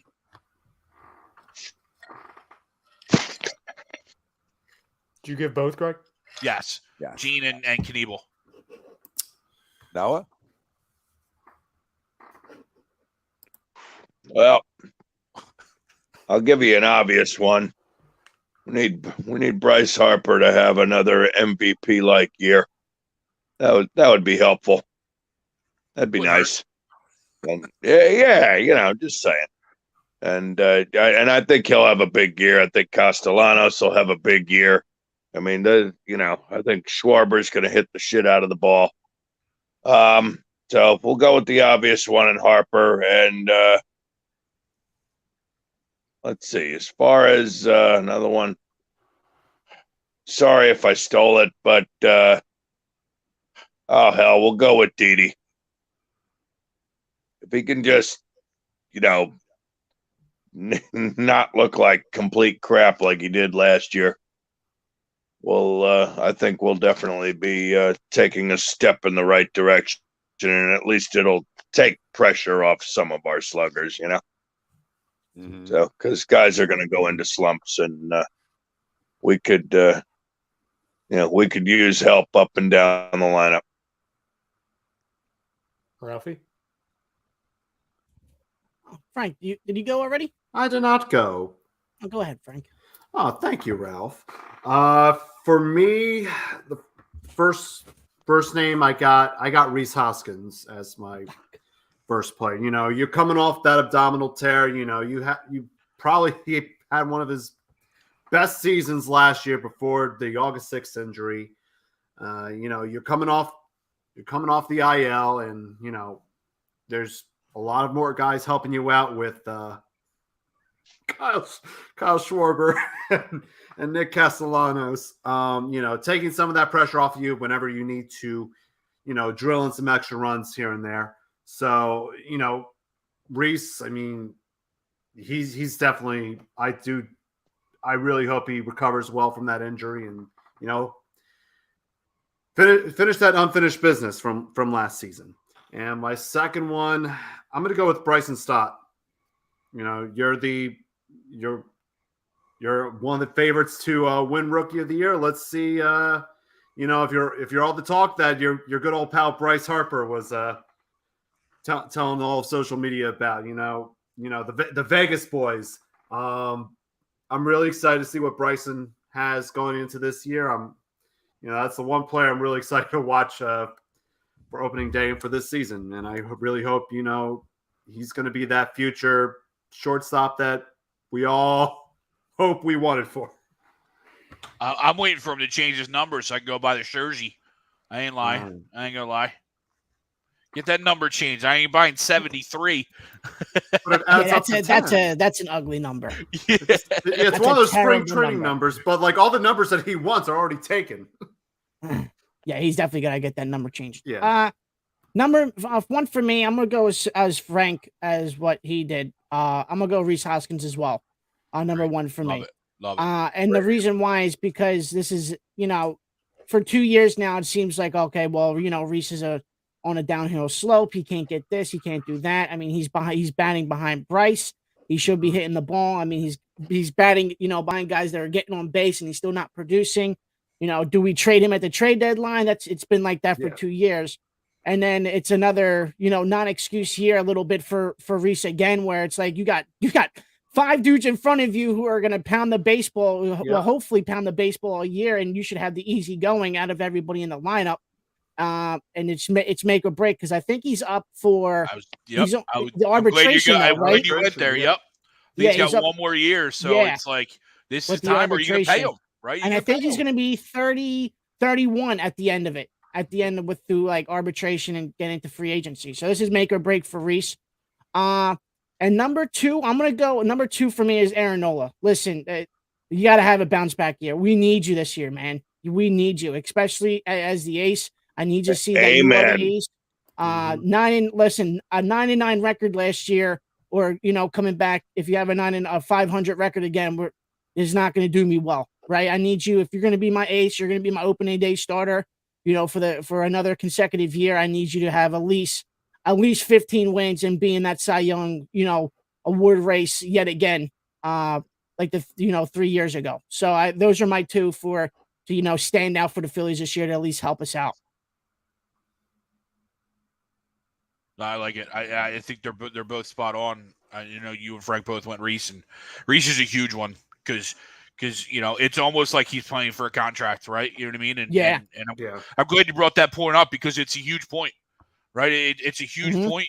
And especially now when you look at, what are the Phillies going to do with Alec Baum, right? Are you going to pay Reese Hoskins, or are you going to move Alec Baum to first base after this year? And just cover that hole, right? And just because you could also tell Reese that, like, listen, dude, like, you're like right now, like if you're not producing, bro, like we got a guy that can just slide right into your position, and we can just steal you at the deadline for another arm if it has to be that way. First baseman kind of a dime a dozen, right? You know what I mean? Like, obviously you want a good one, right? But you can always pull somebody up.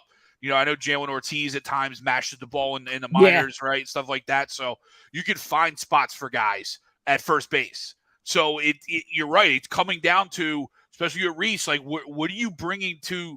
Are we extending you? Are we giving you a 4-year deal, a 3-year deal with big money at 30 years old as are you a 250 hitter, or are you a 270?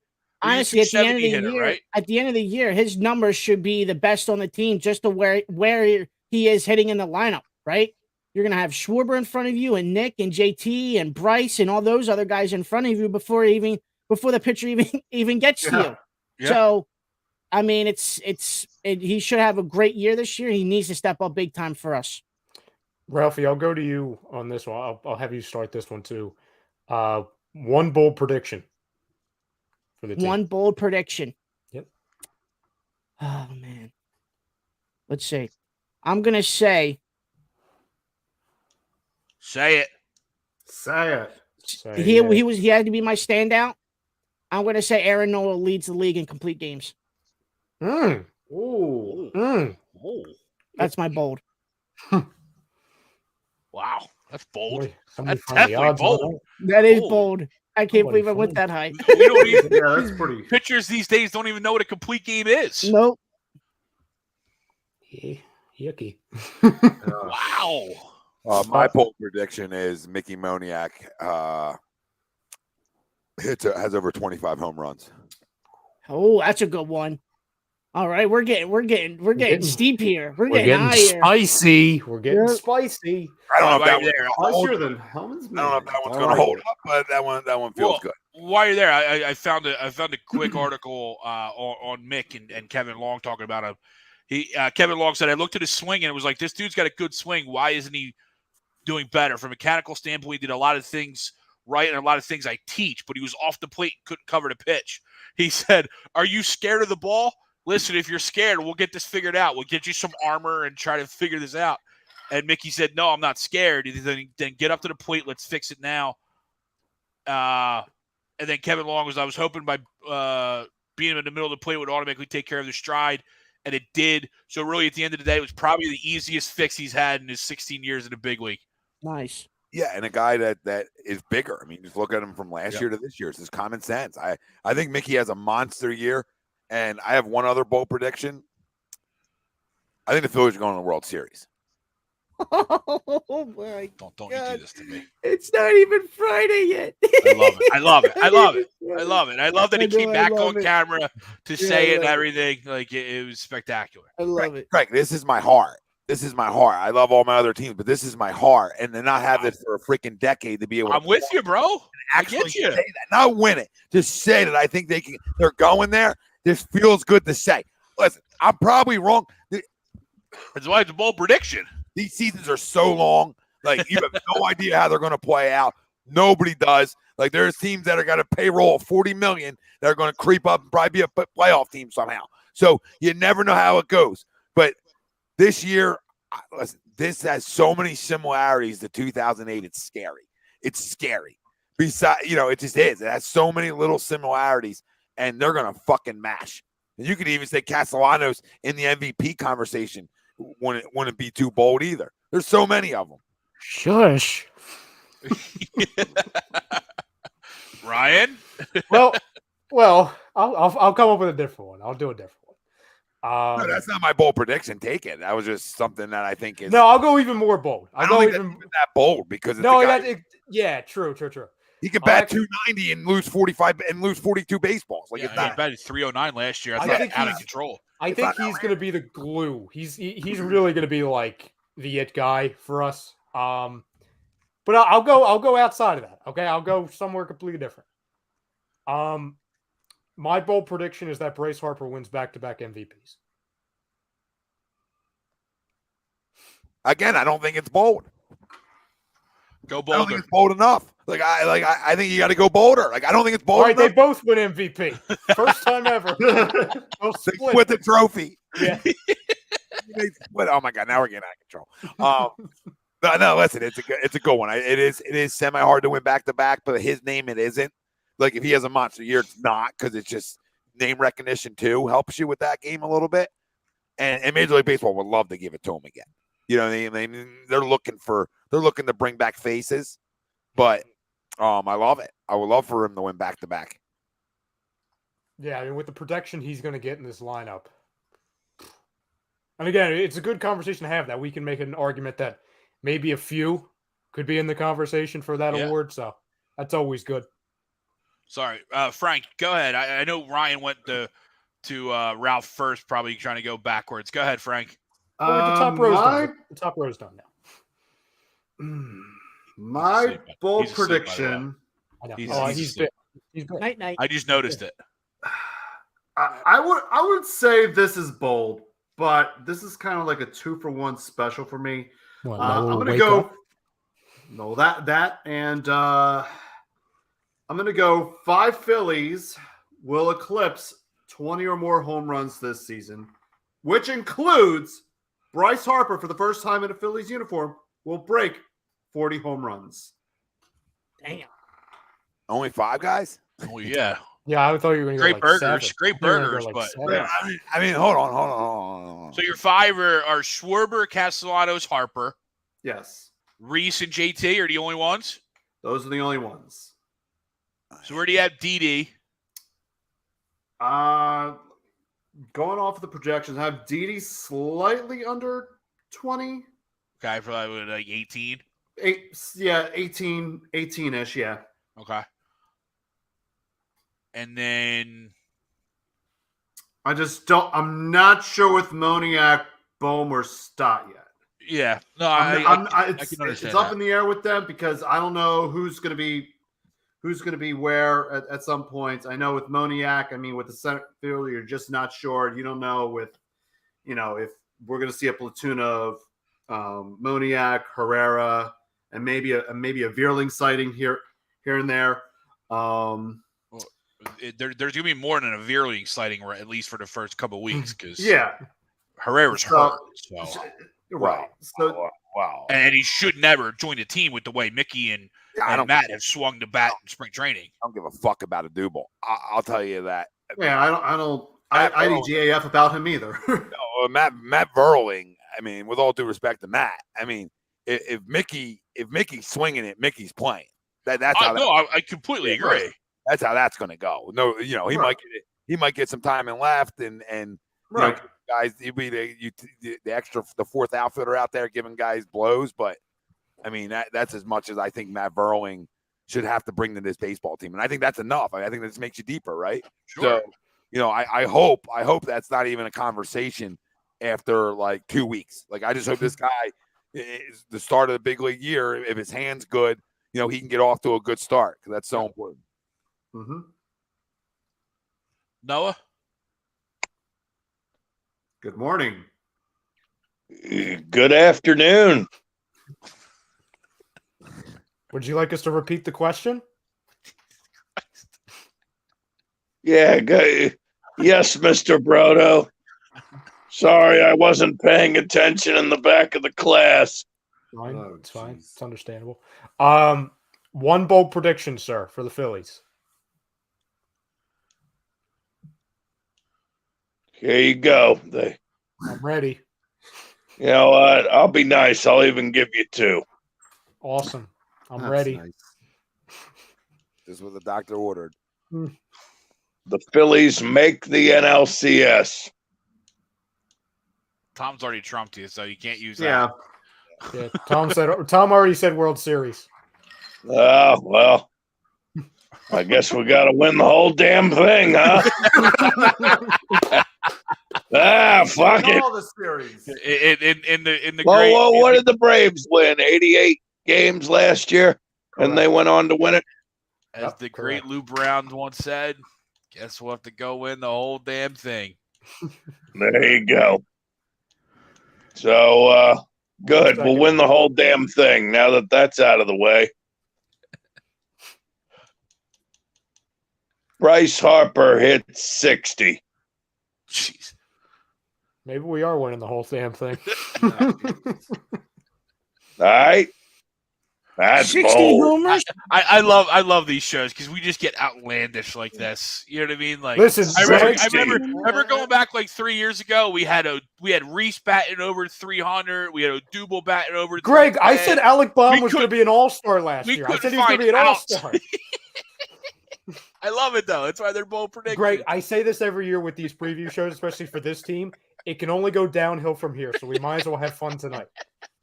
Hey, Greg, you ready? I'm not done yet. Oh, Castellanos will hit 50, all right? Do I hear 40? That's for sure. And how about Schwarber hits 45? Oh, jeez. Jesus. No, Noah, to make sure We're you're raking. pinch yourself, please, to make sure that you're not dreaming. We are so screwed. Yeah. Season's over, guys. All right, let's watch the Fanatic dance on the We are dugout. definitely getting swept by Oakland now. I'll see you guys in a couple weeks. But when the we, beautiful part is lose there's the Miami 159 more to play, Ralph. And then the Marlins come to town. And then No, Ralph. We have to go there. Oh yeah, yeah, right, yeah. Don't We worry, have to Harden, get on a plane. you don't got Harden going to the clubs down there. You're all right. Yeah, no worries. Tom, the Sixers might be eliminated by then, so he might be free. I think they finally closed the stupid Clevelander club out in left field, or whatever the fuck that thing was called. I didn't hear a word you said after NLCS. I tuned out when you said there's more. I just was like, okay, I can't do this. Like, Don't worry. There's guys that report to me that tune me out every day. It's all good. Greg, do you have a bold prediction for us? I do. Please make it negative. Good luck following that up. Yeah. To even it out. Make it negative to even this out, please. Ranger Suarez will win 12 plus games. Okay. All right. I haven't probably, just because of where he is, I haven't probably slotted 7, 8 wins just because of, you know what I mean? Just the length of some of the pitches. But I think he's going to have a monster year. I really do. I didn't want to go 15 because I just think 15 out of your 5 starters is a little bit too bold.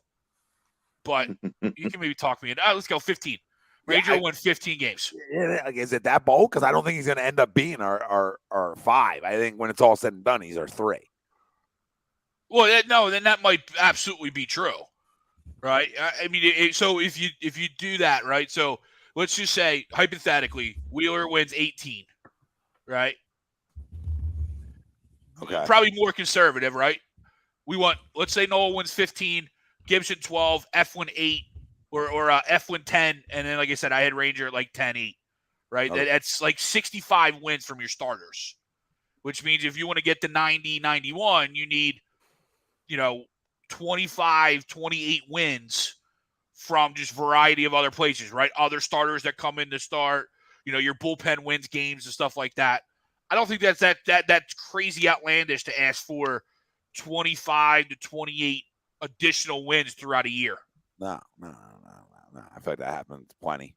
Yeah. Definitely happens plenty. And that's without my bold prediction of Ranger going 15. So I got Ranger going 15. I just think that the lefty in this lineup is so different because we haven't had one in a while. Last one we did was pretty good, or last big one we did was pretty good. All right, how about this one? Who's going to lead this team in home runs?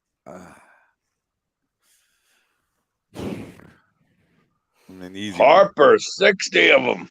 I'm also going to go with Bryce on this one. I'm not going to go with the extravagant number that Noah has, but I think it's going to take a little bit for guys like Kyle and Castellanos to get used to Citizens Bank Park.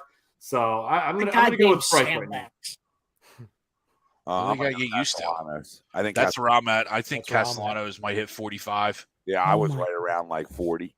Well, if Bryce got 40, I'm going to go 40. I really do. I think Nick has a monster year here, and that's not to take anything away from Bryce, right? They can both have 40. He gets ahead in the sandbox for 81 games. Yeah. I have 81. Harper might not have to hit 40 either, right, Greg? So get to where we want to get to, like 35, 38. It's a lot of long balls, So I can see them both going over 40 though, and will give me Castellanos with one extra. Yeah, I'll go Castellanos 43. Me and Greg had like 45. I'm just like 40 to 45. I don't want to. I'm not selling out on it. It's just I'm not going to give an exact number. I just have him in that room, that area. But I mean that was the other one I was going to use as my bold prediction was he was going to lead the team. So it's funny that this question circled back around. I'll tell you what, I guess they can't intentionally walk every one of them, huh? Nope, can't do that. Does Schwarber ever? I mean, clearly anybody has a shot, but does anyone think about going Schwarber? Schwarber can put up 30 plus. Yeah. I mean, could Kyle hit 40 if those other guys are a little bit down? Like if there's other guys that are like 35, 32, which are still big years. You know what I mean? Like if Nick and Bryce both went like 35 and Schwarber was in the cover off and went for 40 here. I mean, maybe Schwarber hits 38 and those guys hit 35, 33. I mean, he could. I just don't think Kyle hits 40. So, I mean, the other guys will have to be a little bit less, which is very realistic too. That would be disgusting. I mean, all those guys can hit 30. So I mean, and it's so realistic too. Like it's not like no fairy tale bullshit. Like add Reese in there too, Ralphie, right? So there's 4 guys that can hit 30. You can almost write it down. Those 4 guys can hit 30. So all 4 of those guys. I mean, somebody could even say Reese if he's healthy. Like, Reese could lead the team in homers if he's healthy. So I mean, it's whatever guy gets on a tear that this can't be controlled. But all 4 of those guys can hit 30. So any of them are in the conversation. And then JT's a guy who should lose 25 in this ballpark, but I'll give him like 22 somewhere around there, But it's very doable, Ralph, without any drinking the Kool-Aid that all 4 of those guys hit 30 homers. Yeah, Yeah. Very realistic. Since 2016, they said Castellanos is 14th in hits and 2nd in doubles across all MLB. Oh, he's always been a hitter. That's what my laugh. Yeah. Oh, he just started doing his hands and that. No, he didn't. Guy was a great hitter for Detroit. Like, he was more of a pure hitter, right? And that was a big ballpark there too. So it plays more double friendly than it does home run. He's a career 278 hitter. So he hits. And the only reason you're right, the only reason his homer numbers aren't more is because he played in some pitchers ballparks. Yeah, now he's not in one. Yep. You know, he's in a hitter friendly park again, which should only help him out. Everybody give their homer guy. Mm-hmm. Yep. So, who will be the breakout bounce back player in 2022? Now, so this is a breakout. We'll give a breakout player, and then we got to give a bounce back, and it's two separates, just so everybody's on the same page. Two separates. We can start with the breakout, and I think it's going to be pretty clear cut on who we're all going to go with here. But guys, go with other people. I mean, I'm going to go. This is a weird because I'm saving one guy for my bounce back. So I'm going Puppy City. I'm going Stott as my breakout. I'm just going to give you my both because then I have to piss. So my breakout is going to be Stott, and my bounce back is going to be Moniak. He's bounced back for him a lot, right? From like the projections and what he's supposed to be and when he's supposed to be up here and bouncing back from his time last year where it looked like God can't even hit a beach ball. So you got to bounce back from a lot, and that's where I got him from, like that 20, 25 home run area, because I think he does. And Stott's numbers quickly, I think he can go 270, 275 in his first big league stint. I think he's just a pure hitter like that. And I think he's a guy who can lose you 15 to 18 baseballs. Maybe hit you 20 doubles. So, I mean, I don't know. I mean, he could maybe have more production than that, but just to be on the conservative side, because, you know, not everybody's batting 300 here. I think he'll bat like between 270, 275, and lose you anywhere from 15 to 20 baseballs and 20 doubles. Shit, if he does that, it's rookie of the year. Well, that's what I think he'd get. Is that too many bold predictions? I think he does win rookie of the year. The AL's got more of the. I feel like the 1, 2, and 3 prospects on the MLB's top 100 are all up, and I feel like 2 of them are definitely AL guys. Well, Bobby Witt and Wander Franco. Yeah. And then no, could a kid from Detroit, the first baseman. Torkelson. Oh, Torkelson. I love Torkelson. All 3 of those guys are AL cats. And then you also look at the outfielder from Seattle. They just I think Julio or something Rodriguez. They called him up right away. Rodriguez. Yeah, he might be the number 1, or he's definitely top 3. I tried to get Torkelson in every draft. Because Wander isn't on that list anymore. So those top 3 are the ones you just said. The kid from Seattle. Oh, did Wander play enough games last year that he wasn't on the list? I don't think he was on the list. Because I was listening to MLB Network the other day, and they said the top 3 for the first time ever are all up opening day. Yeah, well, yeah. It was cool. I was reading about the Torkelson one because, like I said, I was trying to get him in everything. And they said when they announced to Torkelson that he made the opening, that he made the roster, Miggy was in the office with him and handed him a first baseman glove, kind of like passing the torch on to him. Yeah. I'm like, that's probably got to be a really cool moment for the kid, you know, getting a first baseman glove from Miguel Cabrera. Yeah, and then where do you guys see Bobby Witt play? I mean, dude, he is going to be so good. It's not even funny, dude. It's a shame he's in Kansas City, though, right? I apologize, but who's the kid from the Mariners that just got to their? He just made the big league too. Yeah, Julio Rodriguez or something like Julio that. Rodriguez. Yep. I just wasn't sure. I just wasn't sure if I had the first name. Oh, in Baltimore? Yeah. Natalie got called up too? Yeah. Yeah, they're all. Everybody's getting called up. Yeah. Everybody's getting called up. That's service time, right? That's the benefit of the lockout. Baltimore is loaded with youngsters. They're loaded with talent. Loaded. I don't know, but they're loaded. A lot of losing. A lot of losing. Yes, but they're good. They trusted the process, Tom. They trusted the process. Number 1 farm system in baseball. I mean, and that's Witt, and that was with like guys like Bobby Witt, and the guys you got in Seattle with the other kid Jared Clinic. Right. Yeah. So that's what like those guys, like all those teams having those types of players, and they're number one. They're number one around baseball, which is nuts. I'll go really quick because we touched on both of them, and the one guy I touched them on at length. It's my breakout. I'll go Moniak. My bounce back. I'll go Sir Anthony Dominguez. Riding the Sir Anthony train. Yeah, I'll die on that hill. Good luck, Tommy John. Yeah, Good luck. surgery. Here we come.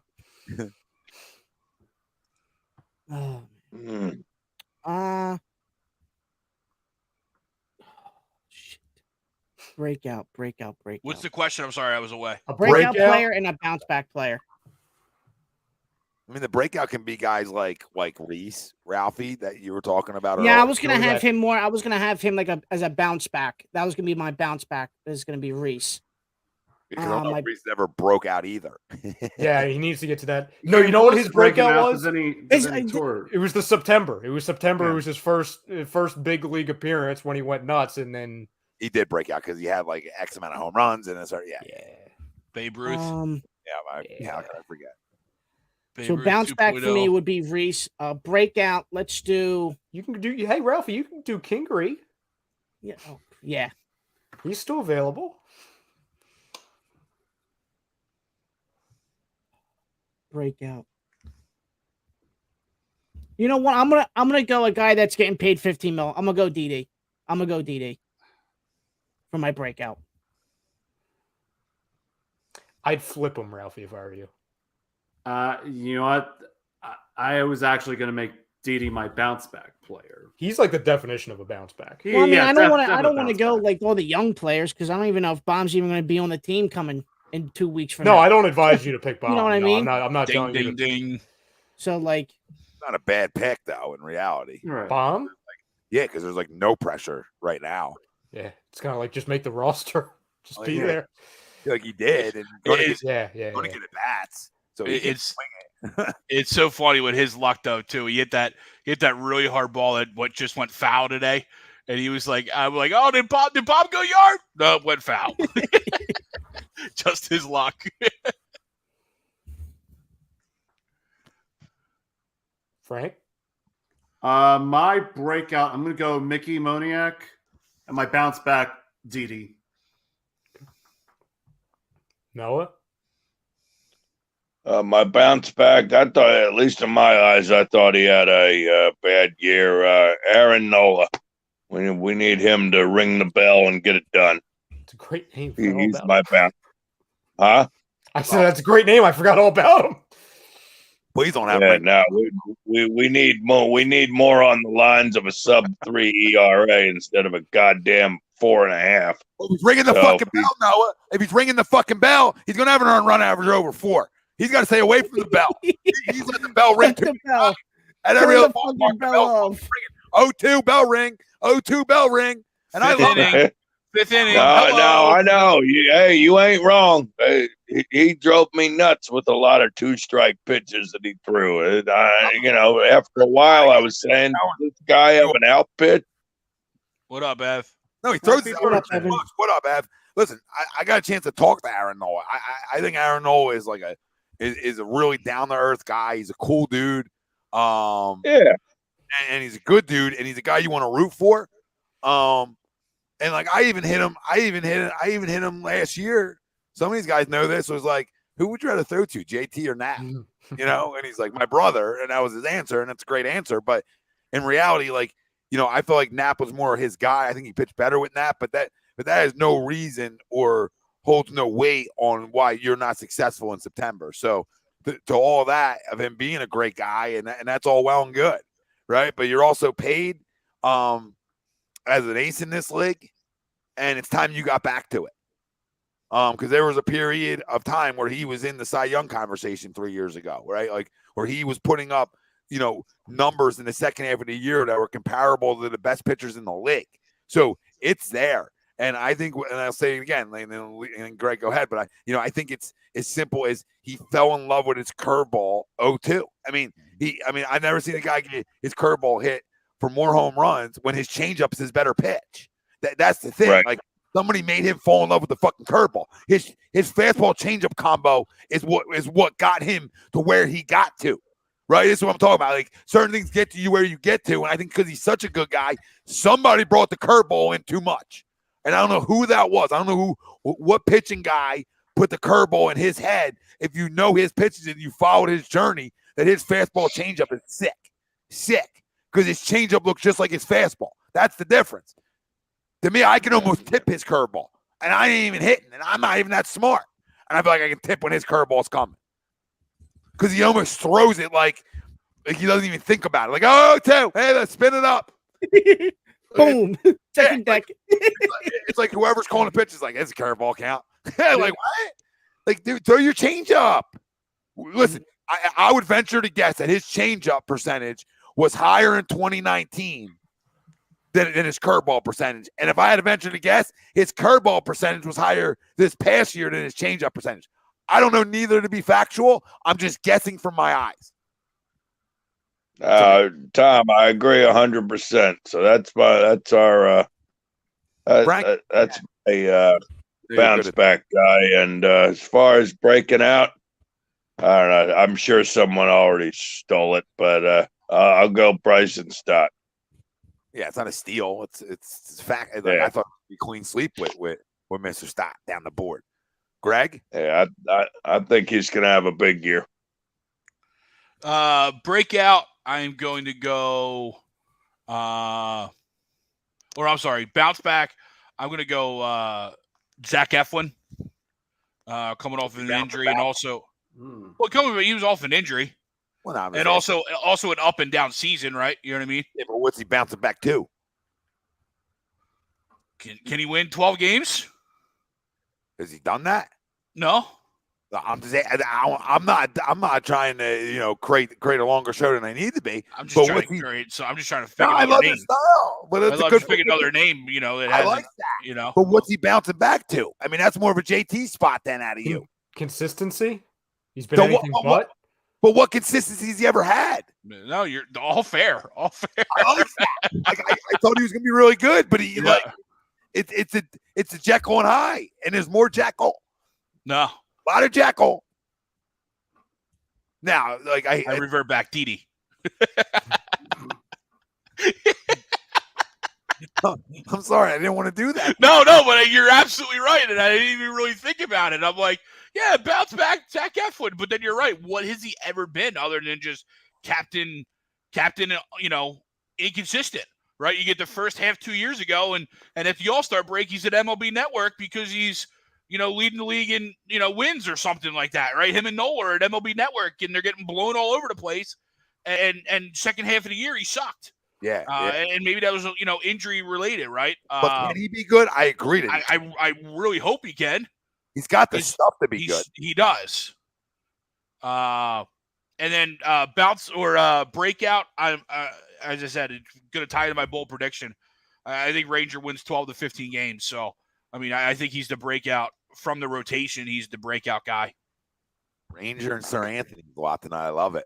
Would love both of them to be really good. It would really help this baseball team out a ton. So for sure. I like it. Good names. Ryan, did you go? Yeah. What did you give? Like that was I went Moniak and I went Sir Anthony. Okay. Oh yeah. So yeah, I'm the Sir Anthony guy. I know who you are. Yeah. I see it. I just forgot you went. It was such a long time ago. We had a lot of talk. Been a lot of talk since. I just wanted to make sure everybody good. Everybody went. Had some laughs. Yeah. Everybody, gentlemen, I'm going to call tonight. Yeah, we're going to be following. I think we all are. But good night. Good night, Noah. Breathe right. Breathe right. Breathe right. Sleep tight. Gotcha. I'll see you guys next week. Real quick before we get out, I want to touch on the Braves one more time because we dealt with this in the city, right? They played so much baseball last year. We don't know how they're going to bounce back. All their arms are young, right? Acuna's coming off the injury. as we all alluded to earlier, how do you replace Freddie Freeman in the locker room? You can replace the numbers all you want, right? But how do you replace him in the locker room? And Austin Riley had an MVP season by all accounts and purposes, right? Does he duplicate that? Is Austin Riley that guy? They obviously think so, right? He's always been a top prospect, but is he an MVP guy every year? Completely agree, Greg. No, I think he's a. You know what I mean? And let's not forget too, when Acuna went down, and who else went down for them in the outfield? Ozuna. When those guys went down, they went out at the trade deadline and redid their whole outfield. Yep. Yeah, they got Rosario and they got Rosario, Duvall, Jock, Soler, right? And Soler hit a huge, I think that ball's still going up at Minute Maid Park. Got paid for it. and he got paid for it, right? He got paid off that ball. He was absolutely. Here. He was here. Yeah, he was a drifty. He was here. He's just a guy, but he got the right time. Now listen, I look at the like Riley's a damn good baseball player. Sure. Dansby Swanson's a damn good baseball player. It's not talked about enough. Yeah. Ozzie Albies goes overlooked there a little bit too. I mean, in ways, and they are really good. No, they're absolutely really good. But the arms is where I go to. They're all young. We'll do the same thing to us, and I understand that. But I also didn't go as long as they did. Yeah. And how do they respond back to it? Like you said, not only is it locker room, right, Greg, but then as this the wear and tear, like, and you're young, right? So come on, man. Like winning that is big. Winning that's big. Like you want a World Series. Like that's huge. Like I mean, that brings a lot of confidence for a young player, right? But it can also not. I don't want to say going through the motions because that's not the right wording for it. But it definitely brings a sense of, hey, I'm better than you. But sometimes that better than you can bite you in the ass, and absolutely. And I mean, we remember what Cole Hamels said in 2009. That first half of 2009, he didn't know what was going on. Yeah, they still were all on a high.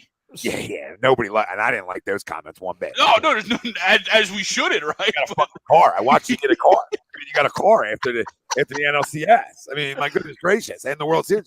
I feel like the guy got 3 cars that postseason. And think about it too, like even this year, right? We already know just regular teams that pitching is behind because they were only there for a month.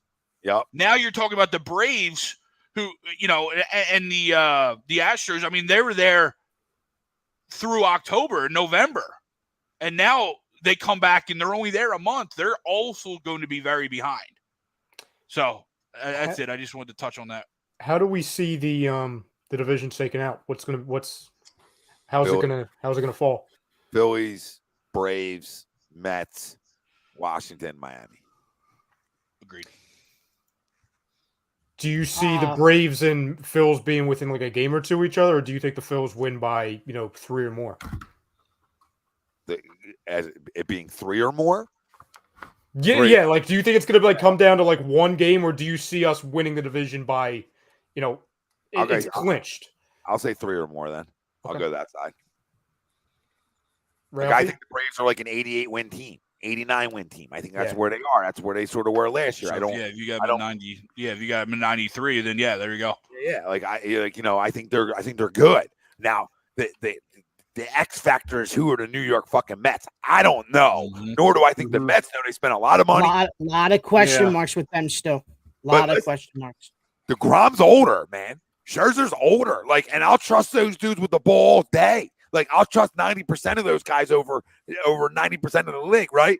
But the facts of the matter is that's a lot of wear and tear that you got from 2 arms that have had a history. Now, Scherzer doesn't have a history of missing like DeGrom does, but DeGrom has a history of missing too. It's already starting. But Scherzer's pitched a lot. Oh yeah, he's missed a ton of time. Yeah, he's pitched a lot. Right, I'll bet my money on Max all the time. Absolutely.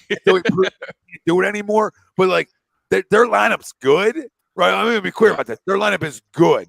Their lineup ain't. I'm scared to death to walk in the park. No. Either Starling Marte, great addition, right? But he's not gonna lose. He ain't losing 30 baseballs there or 25 baseballs at Citi Field. So not at that park. That's not happening. But is he Gold Glove type caliber center fielder? Sure. I mean, Pete Alonso. Pete can lose a ton of baseballs. So Pete's a damn good baseball player. Francisco Lindor, damn good baseball player. But like, I know I'm missing some guys, but like, not really. That's really it. You know what I mean? Because they don't have Conforto. Conforto didn't re-sign with them. Nope. Conforto's a free agent. Escobar's good too. They got Escobar's good. Escobar's good player.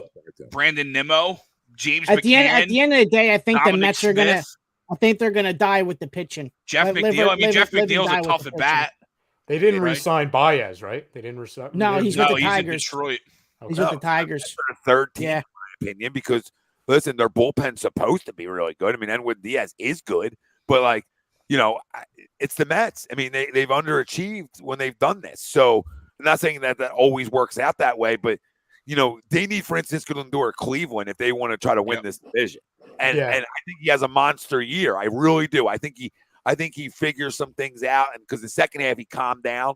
Right, you gotta get paid a lot of money, a lot of expectations. Right, sometimes you struggle early on.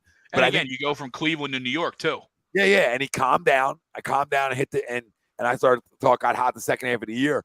But I think he'll have a damn good year. But like, who outside of him? Like Alonso will have a good year, and then what? Mm-hmm. Like no, they need to win a lot of low scoring games.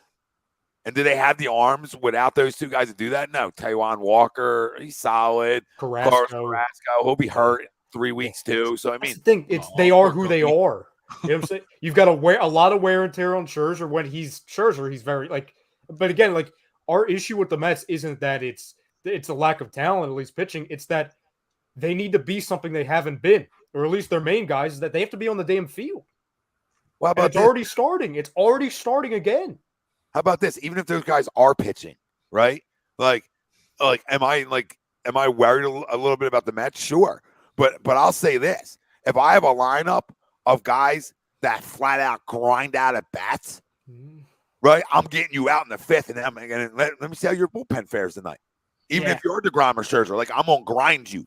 I'm gonna make you throw 95 pitches through 5 innings because I'm gonna foul off a ton of pitches, right? I'm gonna, and then I might even lose a baseball or two, right? I'm gonna make you work, and I think this lineup is built for a lineup that is grind out city. If you really look at it, like, Harper strikes out a lot because that's what he does, because that's what guys like that do sometimes, right? Then, right, like he might get 150 strikeouts, right? I don't know what his exact numbers were last year. How much? I think it was 30. low, 130. It was low because that helped him win the MVP. But I mean, Harper will strike out his fair share of times, and that's fine, right? But like, throughout this lineup, it isn't strikeout city. If you really look at it, it's a lineup that really does grind it out.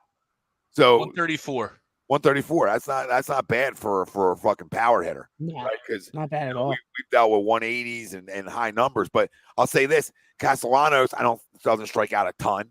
Okay, Schwarber doesn't strike out a ton. JT struck out a little bit too much for my liking last year, but not known to strike out a ton. Gene doesn't strike out a ton. Right, Reese might strike out a little bit more than you would like. Okay, there's always going to be those guys, but he grinds at bats out though, right? He might strike out too much, but he grinds at bats. So there's a theme here. There's a theme here. So put the Grom on the mound. Like, I might get one run through 5 innings, but he's throwing 95 pitches. I'm gonna make your ass work and get you out of there. And that's how you can beat. That's how good hitting. People say, "But damn, great pitching always beats good hitting." Sure, okay. Not if I have a lineup of grinders. I talk to my guys about it all the time. Like, I'm telling you to be selectively aggressive. Like, you hunt one spot until there's 2 strikes, and then you got to change. Then you got to go 2-strike approach and put a baseball in play. But outside of that, you're looking for damage or nothing.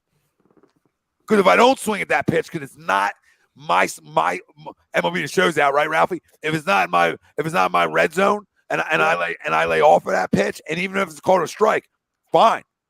But that's 1 pitch, 1 out if I swing at it, compared to, okay, you got to go throw me another one now. Yep. And it just tacks on, then I foul a couple off. Like, think about the lineup, right? I mean, even last year, Gene fouls a ton of balls off. Reese fouls a lot of balls off. Bryce fouls a lot of balls off. And I'm not just like, oh, what are you talking about, foul balls time? I'm just talking about they grind. You got to line up. I really pitches, believe that will see a ton of pitches. So I ain't scared of nobody. Wait, put whoever you want on the mound. Because you guys are scared. That's how I look at this season. That's how I look at it right now on paper. Right, we got to see it play out. But it's like, put Nolan Ryan on the mound. Like, I'm not saying I'm going to hit him and get him out of the game like that, but I'm going to grind his ass. Yep. We're going to see your bull. Maybe not Nolan because he'll go like 140. But like pussy guys of today, per se, or pussy baseball, right? You know, like, listen, you see it. You see it in the league. If I get you out by the 5th or 6th, I won that game. Ralphie, what's your division standings? No, if I get sorry, real quick, right? If I give up, 10 runs, then I'm not winning that game, right? So I got to be able to pitch a little bit. Braves, Phillies, Mets, Nationals, Marlins. I mean, Marlins, Nationals. Excuse me, Marlins, Nationals. Oh, 4. I don't know how that happened. And then Juan Soto leaves Washington because. Oh my God, this guy's great drama. I love it. Good. It's toxic. It's toxic. With that fucking fake fan base they got down there.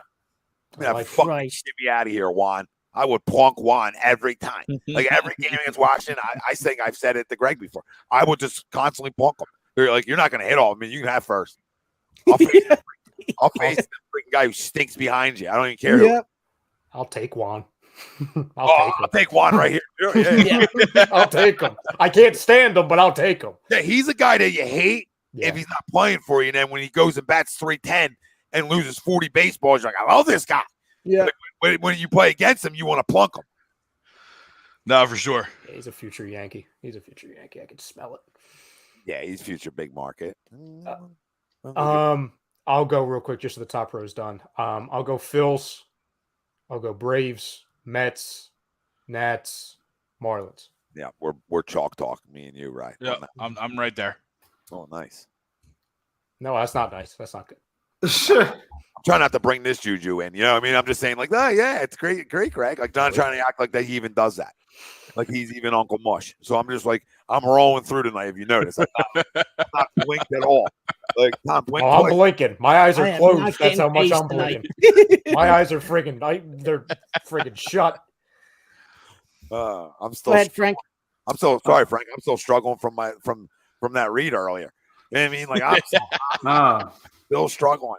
Still struggling on the word testicular. Got it. Oh, now you want to be the hero. Oh, here we go. I'm just saying. Testicular. I can say it 100 times. I just got caught up in the moment. As was I. Right, got your balls. They teamed up with saving your balls. That's what they did. Yes. Save your balls. Get checked out. That's all I have to say. And use the promo code.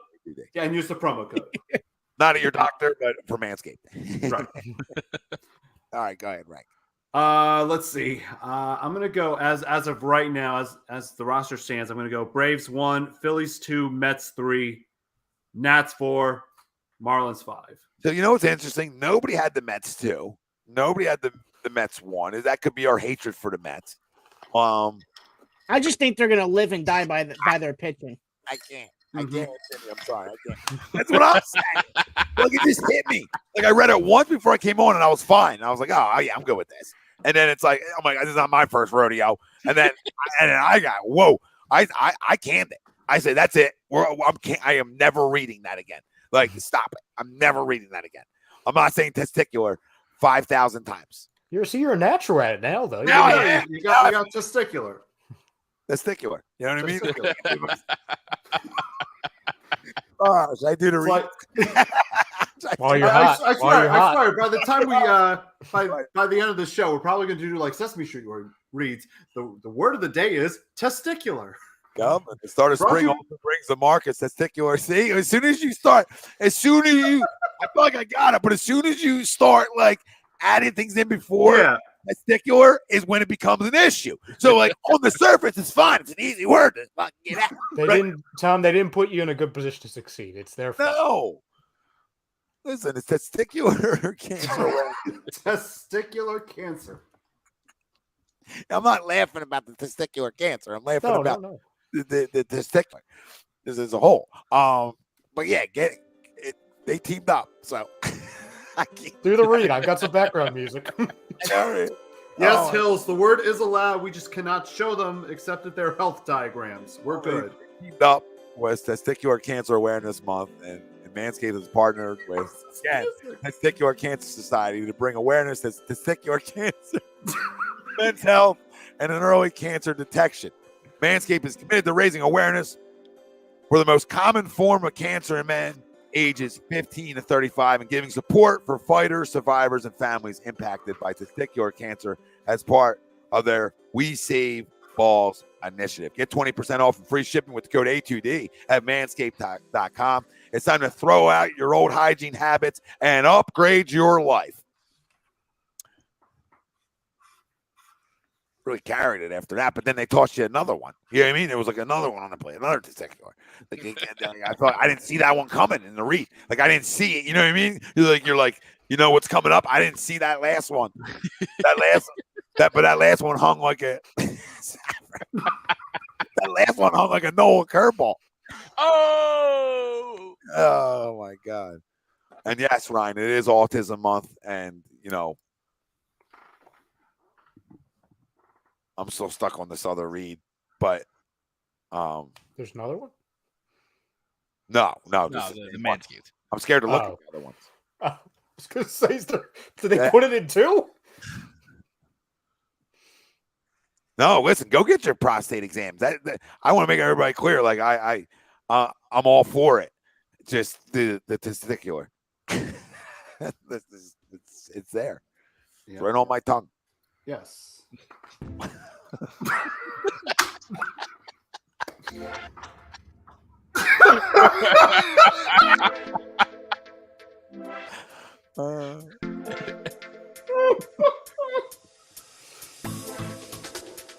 I've heard this type of music somewhere. Testicular. Feels like I'm in the club. It's like that. Is it right on your tongue, Ralph? I lost them as a sponsor. This is going to age well. That's why Don said clip it. No, we will not. We will not be clipping this. This is for our own entertainment. We will not timestamp this. But I mean, give it a simpler read. Like it's like I love people, but have you ever done it? Because if you've never done it, you would understand. Like I could have got through that quicker. There was no need for the triple day. It was a triple ball. Nobody got three balls. You know what I mean? And if you do, you know what's right for you? That's Manscaped. BJ, we're glad you went down there. Glad things are good. Hills, you just came at the wrong time. I mean, we were talking about some balls, but not the balls that balls. Talk about white ones. Okay, that doesn't even work either. Them smaller white ones. No, Jimmy, he probably did write it. He probably taken his time with that one.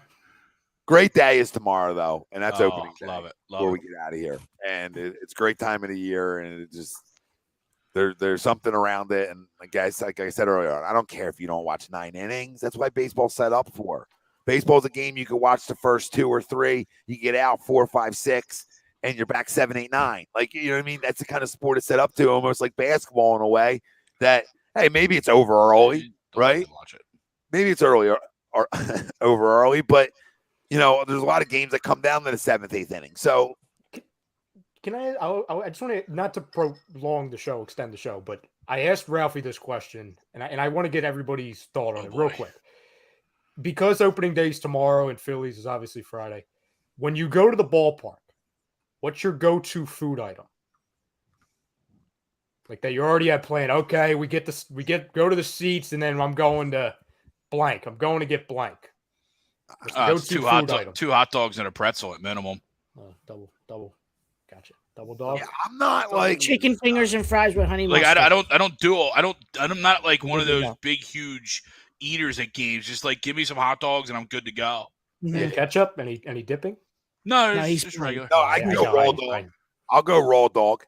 I got no problem like just going raw dogs. Like I'm not a big ballpark like connoisseur where like I gotta go here. I need my Chickies and Pete's fries. No, just when I come here. Give me the regular soggy ones that are right next to here. Like I'm good with the that. nachos with the jalapenos on them and the processed the cheese. fancy food. There you go, Don. Watch it. I'm there to. I'm there to watch it, but I'm not against the eating. Like I'm not against the eating. I don't have certain needs. Like just toss me hey, listen. I go through the game with a pretzel. So pretzel and cheese. So they're like, and then if we want to go and we want to get a little crazy, maybe we go to Chickies and Pete's. But like I'm also not a line stander. Like I'm at a fucking amusement. Oh, dude, I hate it, bro. I just want to get my food and get. That's the biggest thing. Same here. I don't care for a cheesesteak that much that I gotta go wait in Tony Luke's line. Yeah. Like I'm not gonna sit. I'll get one at home. I could just go to the actual Tony Luke's place on Oregon. Yeah. You could just go to Gleason's bar after the game and get a cheesesteak there. Oh, look at you. Yeah. Look at you. I go to the lines that are slimmest. That's how I operate my food intake at ballpark. like, nobody's here, but there's pretzels and hot dogs. We're good. Then we're good. You guys all like get all woo. I can go throw some cheese on my hot dog and get real cute up in here. So we're good. We're good. I miss the hot dog vendors that used to walk around to you. Like, Yeah, they I don't don't walk know why around they don't anymore. do- Like yeah, with they- the hot yeah. dogs in the juice, Right, like yeah. marinating them with themselves. Oh, just Where'd that guy go? And they could use the hot I don't dog know. I think water they got to, rid of them. Yeah, because budget ice cut. cream's free. Oh, Budget because cut. COVID. I know it's going to come. That's how he signed Castellanos. You know what? Yeah, You know they what was cut him. funny? at the Tiger Stadium in Lakeland, they took out cash even in the concessions. Like everything's card now. Card now, yeah. Even in the seats, like the guys walking around, everything's card now. My stack at home is going to be feeling good. That's how the parking is now down at Wells Fargo. Yeah. It's all cashless. You pay with your card now. Well, listen. You know what's going to happen to me though, as Cass gets older, and I'm going to love it. Is going to be the ice cream side of it. Then Yes, and the helmet. Yup. The helmet. I'm still there. Yeah. I'm still there. I can see you there, but I'm not against a little ice cream dabble either. You know what? But I'll leave my point at this. When I go to other ballparks, I'm more of a I gotta try it. Let's try it. Yep. Absolutely. And I'm in San Diego. I gotta try what I feel like, or I've read is their best. Exactly. Yeah. But when I'm at my home park and I can go, I feel like whenever I want. Right. I'm not like I need for anything. If that makes sense. True. But other parks, I'm fucking like if I go to Dodger Stadium, I'm getting a Dodger dog, 100%. You know what I mean? Fucking load that shit. You're gonna up. get one. I might get two and load that shit up to the fucking brim. every inning, the seventh inning stretch for me, because every inning I might go Dodger dog. Yeah, Yeah. have a terrible morning but a great night. You know. Now are you a soft serve or regular ice cream? Oh, I'm a soft server. Soft I'm serve. only soft serve. I mean, I'm let's not just get into it. Like that's Soft why I serve. hate that. Let's just get into it. Like everything should be a soft serve. Like I got no time. Like come on, throw some. You know what I mean? And I think everything's got its place. But I think soft serve is very good. I love me some Mr. Softy. With some sprinkles and go chewies. cone. You can't go cone at a game. Cone. No, that's a absolutely violation. not. That's a No, violation. absolutely not. That's a No, I violation. agree. They shouldn't even serve it. They And you shouldn't even can't serve it. go. No, it's And too you hot. really can't go hard ice cream at his game. It's got to be soft serve at a game. No, you're in But the in trenches just some if you go with the regular hard. It has to be Yeah, like your soft regular- serve with the Jimmies. It has to be. Yeah, no, the fact that they're offering now like the waffle cones at games, I think it's a violation because you're just asking for trouble. You're asking for trouble. If Yeah, I it's want a to get a fucking- waffle cone, I'll go to the freaking Jersey Shore if Exactly. I want waffle cones. Yeah. Are you licking around 45,000? Yeah. Just give me my soft serve and the fucking hat with a spoon, and I'm good to go. Freaking! Yeah. Listen, I'll one freaking drop that. One drop. One drop. I'll come back for fucking seconds. I'm on the Oh my god, I'm gonna go ballistic. What are you talking about? Like, okay, here you go. On air again, I'll bet you and win more money, right? I'll bet you $1,000 they're over 87.5. They do have it. I'll bet you $1,000 right here. Take it or leave it. Take it or leave it. All right, Ryan, what were you saying? I am on the opposite end as far as the food thing, which again, it's a violation that it's me. Also because I can eat all that stuff and I won't gain a friggin' pound, which is awesome. First game of the year, I got to get the cheesesteak. I got to wait in line. Like that, the first cheesesteak at a ballpark of the year is like a top 5 like food item of the year, just in life. You know what I'm saying? Like you sit down with the cheesesteak after a 2-hour line Phillies are probably down by 4. It screams summer. You know what I'm saying? It's a little different for you too, because you don't take up as much room as a seat. So you have a little bit more finesse and a little bit more maneuverability, right? Yep, For a little bigger of a guy to eat anything more than a hot dog is work in a seat, and I don't really want to work. It's like a 2-step, 3-step plan, Greg, especially if, again, you're in the heat of the summer. You start with the cheesesteak, and then you go to the ice cream in the helmet. And then if it's a hot day, then you go to the water ice. You know, you can graduate to the water ice.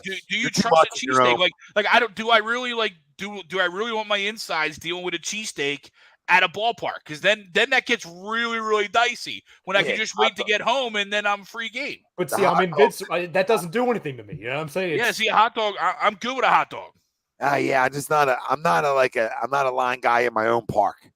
That's all. I just can't line it in my own park. If I got an easy access to Tony Luke's and it's available, I'll have a cheesesteak on the move. Sure. I mean, I know the new concessions at Citizens Bank. I'm going to bet there's probably going to be some lengthy lines there. The new Manco and Manco. Why is that Colby's? Why is that there?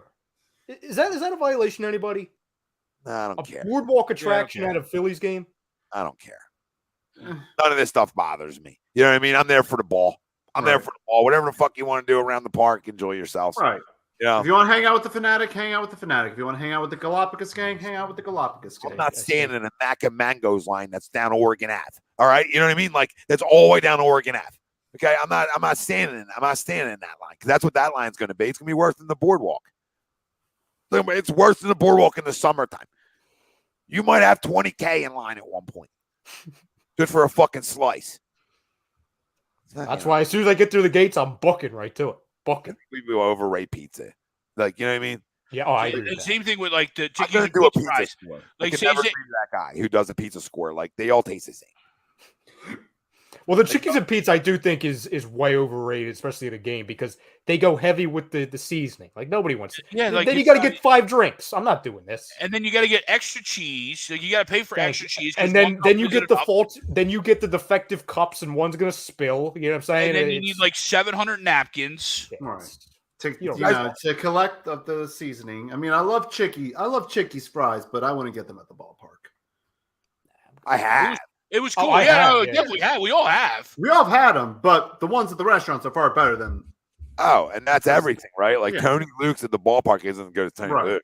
And Mac and Mango is gonna be a knockoff. So it's like if I'm fucking paying $10 for a slice. That's like meh, because they all taste the same. So I'm gonna be like, this tastes like a $1.85 slice. Like, what do Ralphie's probably back there making the friggin' pizza. It's not Mac and Mango's, it's Ralphie. Is Mac back there? Opening day. Which Mango is it? Oh, it's not. Are you going, Ralph? Mango. Yes, I am. Yep. I just Ralphie, don't. Where are you sitting? 110. far away from me, Greg. I made sure of that. Nice. You got lower level seats. Would Rye, are you upstairs? Yeah, I'm right behind home plate 3. Well, Frank, what's yours? Because you're literally above me. Yeah, Wait, we're all opening day. Yeah. Nice. Yeah. Frank, what are you? 425, Greg? Cool. I am Appreciate it. 423. Yeah, so I'm 323. What'd you say, Tommy? I'm going with I'm taking Cass Wednesday versus the Mets 105. Hell yeah. Ooh, nice. Get them introduced to the rivalry. That's good. Yep, That's good. couldn't get dropped in my lap any better. So I'm excited about that, especially it's a 105 because the weather will probably be better suited for him at 105 than a 705, and I get him early to 1. I gotta get him early out there, and then you feel like it's not because I hate. Listen, I've always hated people. So like I don't like jammed. I don't like when we got 40K in the house. Yeah. So I would rather hit you with a 20. Hey, 20,000 here today. You know what I mean? A little 1 o'clock on Monday. Tom, people like you and I are gonna miss the days where the team sucked and like it was a wide open ballpark. Wow, I have so much leg room. Yeah. I have a row to myself. Oh my god. Holy shit. I'm always the guy if I sit first somewhere, like for years, like here comes another one in my row. Yeah. Oh, I know. I try and scoop them out. Like, who's gonna be that guy? Like, who's gonna test me today? Because there's always somebody that's gonna get up every friggin' 5 seconds. Yeah, I hate those people, man. That's why I sit up top, because the people that are lower deck that can't stop moving. Yeah. No, you're right. I got lower ones. I got 109, I think, on Wednesday. which That's is not bad. It's like great. Foul right field, though, right? Oh my god, I'm gonna have to. Now I'm on fucking Yeah. high alert. Now I'm on fucking high alert. Where are you about the sitting, Nets? Tommy? What about the Nets? No, Nets are there. Yeah, no, Yeah, you're Nets good. are there. You got the Nets. I now. almost don't want him. I want to be on high alert. Like I want to make a play. One hand with the baby. You know what I mean? Like here you go. Oh, you want to make ESPN top 10? You want to be on ESPN? Like Tom starts the season off with a backhand. Yep. Yeah. With cats in his hand? Hell Listen, yeah. if Moniak doesn't pan out, they might call you. If Moniak doesn't pan out.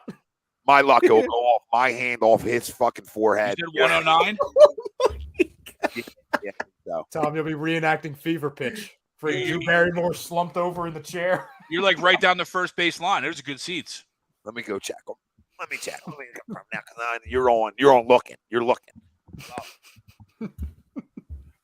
I'll have those games taped, Tom. I think he ran in this check. I think he ran in the house. Sweep says that sweeps on an airplane. I'm praying nobody in my row shows up. Then last are next to me when Annie Ann's all over their face. Yeah. Those people in the airplanes that come on with like Chick-fil-A or Wendy's from the airport. Yeah. Dude, they're I aggressive. don't get it. Like, Yeah. what's going on? 139. Okay, I had the 9 right. 139. Now this is what I like to do, right? Especially with Cass. Okay, so I roll. I'll buy 4. You know what I mean? I'll buy 4 tickets. Oh, same spot, just so you can only go with 2. The buffer seat. And see, you guys all busted my balls with me and Wilson getting a buffer seat at the At the different. movies. at the movies. You're Come going to on. a Tuesday matinee. Enough. Yeah, go slow down, honey. You're going to a Tuesday quarantine matinee watching 51st dates. Okay, we're not talking baseball. I love the buffer in baseball because like those seats are The tight buffer too. and everything. Yes, they are tight. Buffer in baseball is cheaper than buffer at other sporting events. Oh, yeah. So Oh, yeah, you ain't buffering at an Eagles game. You got the same seats, just the left field line. That's funny. It's the extra 139 $50. is right down the line. It's $50 per se. Worth spacing. Yes. Is Yes, peace of mind worth absolutely. it? Yes. The answer is yes. Absolutely. Listen, the last thing you need, especially, heat of the summer or even any baseball game, you don't need somebody next to you getting handsy or getting a little comfortable with the elbows. You don't need Like that. 95 degrees outside. We're Yeah, you sticking both to stick each other. into each other. Yeah, no. I ain't having that, bro. Or you know what kills me? You're always stuck. See, I always get stuck with the guy not next to me, but behind me with the friggin' peanuts. Oh yes. Oh, The that's shells. I've got absolutely- friggin' shells in my ear. Yeah. I'm telling you, if I You go got to like the live- fucking- shells you and got nut the fucking dust in your peanut hair, dust. like Yeah, the peanut dust all over your back. yeah. I'm finding it in my friggin' I'm finding it in the dryer like the friggin' week later. If I go to Man, 5 people love games a them year, I peanuts, get bro. 4 of the peanut games. Yeah. Quick question before we get out of here. Gun to your so- head. We Who have starts your another third question? base on? Yeah, who starts your third base on Friday? Boom. Ready, go. Boom. Bryson. Stop. I hope you got him wrong. It's a righty on the mound, so even if they do a platoon, you're going to put a lefty on the lineup. I don't think it's something to be like totally wrong because I think Alec can still play. Like I'm not out on Alec Baum yet because he's always been a pure hitter. So like I like his defense is questionable for sure. And that's what worries me. But in terms of him hitting, I think he'll hit this year. I got a feeling. I'm not saying like rake, but he's always been a guy who can hit. So like I wonder what happened last year, and then I hope that Kevin Long can then have an impact on Alec Baum a little bit too, because you would love for that hire to just start impacting all of these guys. It's not always going to work like that, right? But I do think he will. I do think he'll be bigger than we think he's going to be for us, and whatever capacity that is. That's playing 3 times a week, right? And having some big hits, right, and things like that. Like that's what I'm looking for out of him. And then you can build off of that and become, a guy who plays every day when you build off of showing that you can do it enough, right? Mm-hmm. No. I say that more so not that it's not a shot at Alec. I'm just all started up right now. You know what I'm saying? I'm all like, oh, I got to see him now. But I agree. I think they'll both have. I think he'll have a role in this team. Both of them. No, fair. I mean, I think Stott's playing 6 days a week. I mean, Good. in some capacity. So until he can't. or right, it proves he can't. So it's how do you fit the other two in? Hills was asking a couple times the Masters picks. Hills, break this down. Scotty Scheffler, Cam Smith, and then my dark horse is Corey Connors. There you go. Canadian. Yeah. Is he? Yes. Nice. You got a Texas boy, an Australian, and a Canadian. Yeah. All right, Corey Connors, Tom? You like him? Yeah. My dark horse. Always get a buffer seat at the games, fam. Unless it's like or movies. Movies is a lot cheaper. I'm not doing this with the movie. I'm not doing this with the movie. Especially with grown men. This is why more reason why you need a buffer seat. Well, you're only buffering between you two. You're still got to maybe sit next to somebody else. You didn't. Yeah, but I'm the aisle, so it's not me. But that's fine. The other guy's still in harm's way. That's on Wills. These guys are renting the entire freaking row. Yeah. Buying freaking 13 seats. But listen, you guys should be excited. I mean, there's like I said, opening day tomorrow. Phillies start Friday, depending on the weather, obviously, because it's been fucking shitty here. So, get excited for baseball. Get excited for fantasy baseball is upon us, which is a great time of the year again because I'm actually doing it again with you guys too. So it's fun. But great show, boys. Great show. Oh yeah. Giddy up. Sweeps. We tried telling them sweeps. We tried telling them like not gonna with the buffer. The buffer at games is perfect, especially if you have a little one, right? Like I almost want the buffer. It allows some freedom for everybody, right? It's just I'm almost if I had the money, I'll buffer on planes too. Nobody be sitting. Nobody be sitting where we sit. No. We're good. I buffer on fucking everything I can afford to buffer on. Life lesson, fam. Screw people. Well, my parents do. My parents get 2 aisles, so they buffer just the middle. Oh, my mom wants in the middle of it all. You know what I mean? She wants to be in it all. Like, you know what I mean? Yeah. She'll leave knowing 45 people after the game. My mom's the same way. They're just going to talk to everybody. I'm like, oh, really shocked. You talked to somebody on the plane? It's all right. They want to get the Edmonds and the coffee out at the game. You know what I mean? Like, that's how much they're talking. It's out of control. Slow down. When A2D really hits a big, Tom's going to be freaking renting out entire planes. I can't go to games with her. Like, you know what I mean? I'll feel like I got to know 75 people today. Oh, Tommy, you know this guy down here? Oh, I can't. But, yeah. But that being said, I was at the biggest game at home when we went to the World Series. Won the World Series. That I've been a part of live in action, and there's nothing better than that too. Like that, then I want you all over me. You know what I mean? Then I want everybody like fucking hug. 55. Yeah. But like prior to that, don't touch me. You know what I mean? It's like you and Wills at the I was gonna say you and I were same wavelength. Get out of my head. The friggin' the Matt Ryan game, the Falcons playoff game. The fourth down, the no conversion. Me and that guy were hugging it. Shirtless. Wasn't he shirtless? Wasn't there a guy shirtless? There was a guy shirt was down a while, but even you didn't hug him. You didn't get to him yet. You didn't hug him. No, great guy. I'm sure. After wins, everybody's the best. Oh yeah, best friends. Yes, Ryan Kerr. I would think that he's going to hit 40. If he doesn't, he's going to be right there with it. But listen, great show. Get ready for tomorrow. And stop playing games in the Northeast Major League Baseball. All right, in early April. Can you get out of your own way with this 1 year? Like we shouldn't be playing at home. The Yankees shouldn't be playing at home. We're thinking teams that are playing at home, right? Like stop it. Get these teams south somewhere. There's enough places to go, right? There's enough places to go that you shouldn't be playing at home. Like I can't be playing in Oakland. All right, go send me to Oakland. All right, go to Oakland. To play here. Sweep said Minions 4. Listen, cards are going to be good. Rome, I would think. Oh, God. I think time to go. Time to go. In the show. I don't know. Goldie. Don't forget Pujols. Albert's back. Your old Pujols. Crack your hand on Albert. No, not. I'm still trying to pull. One of his cards is one of the best cards in the game. It's his rookie year.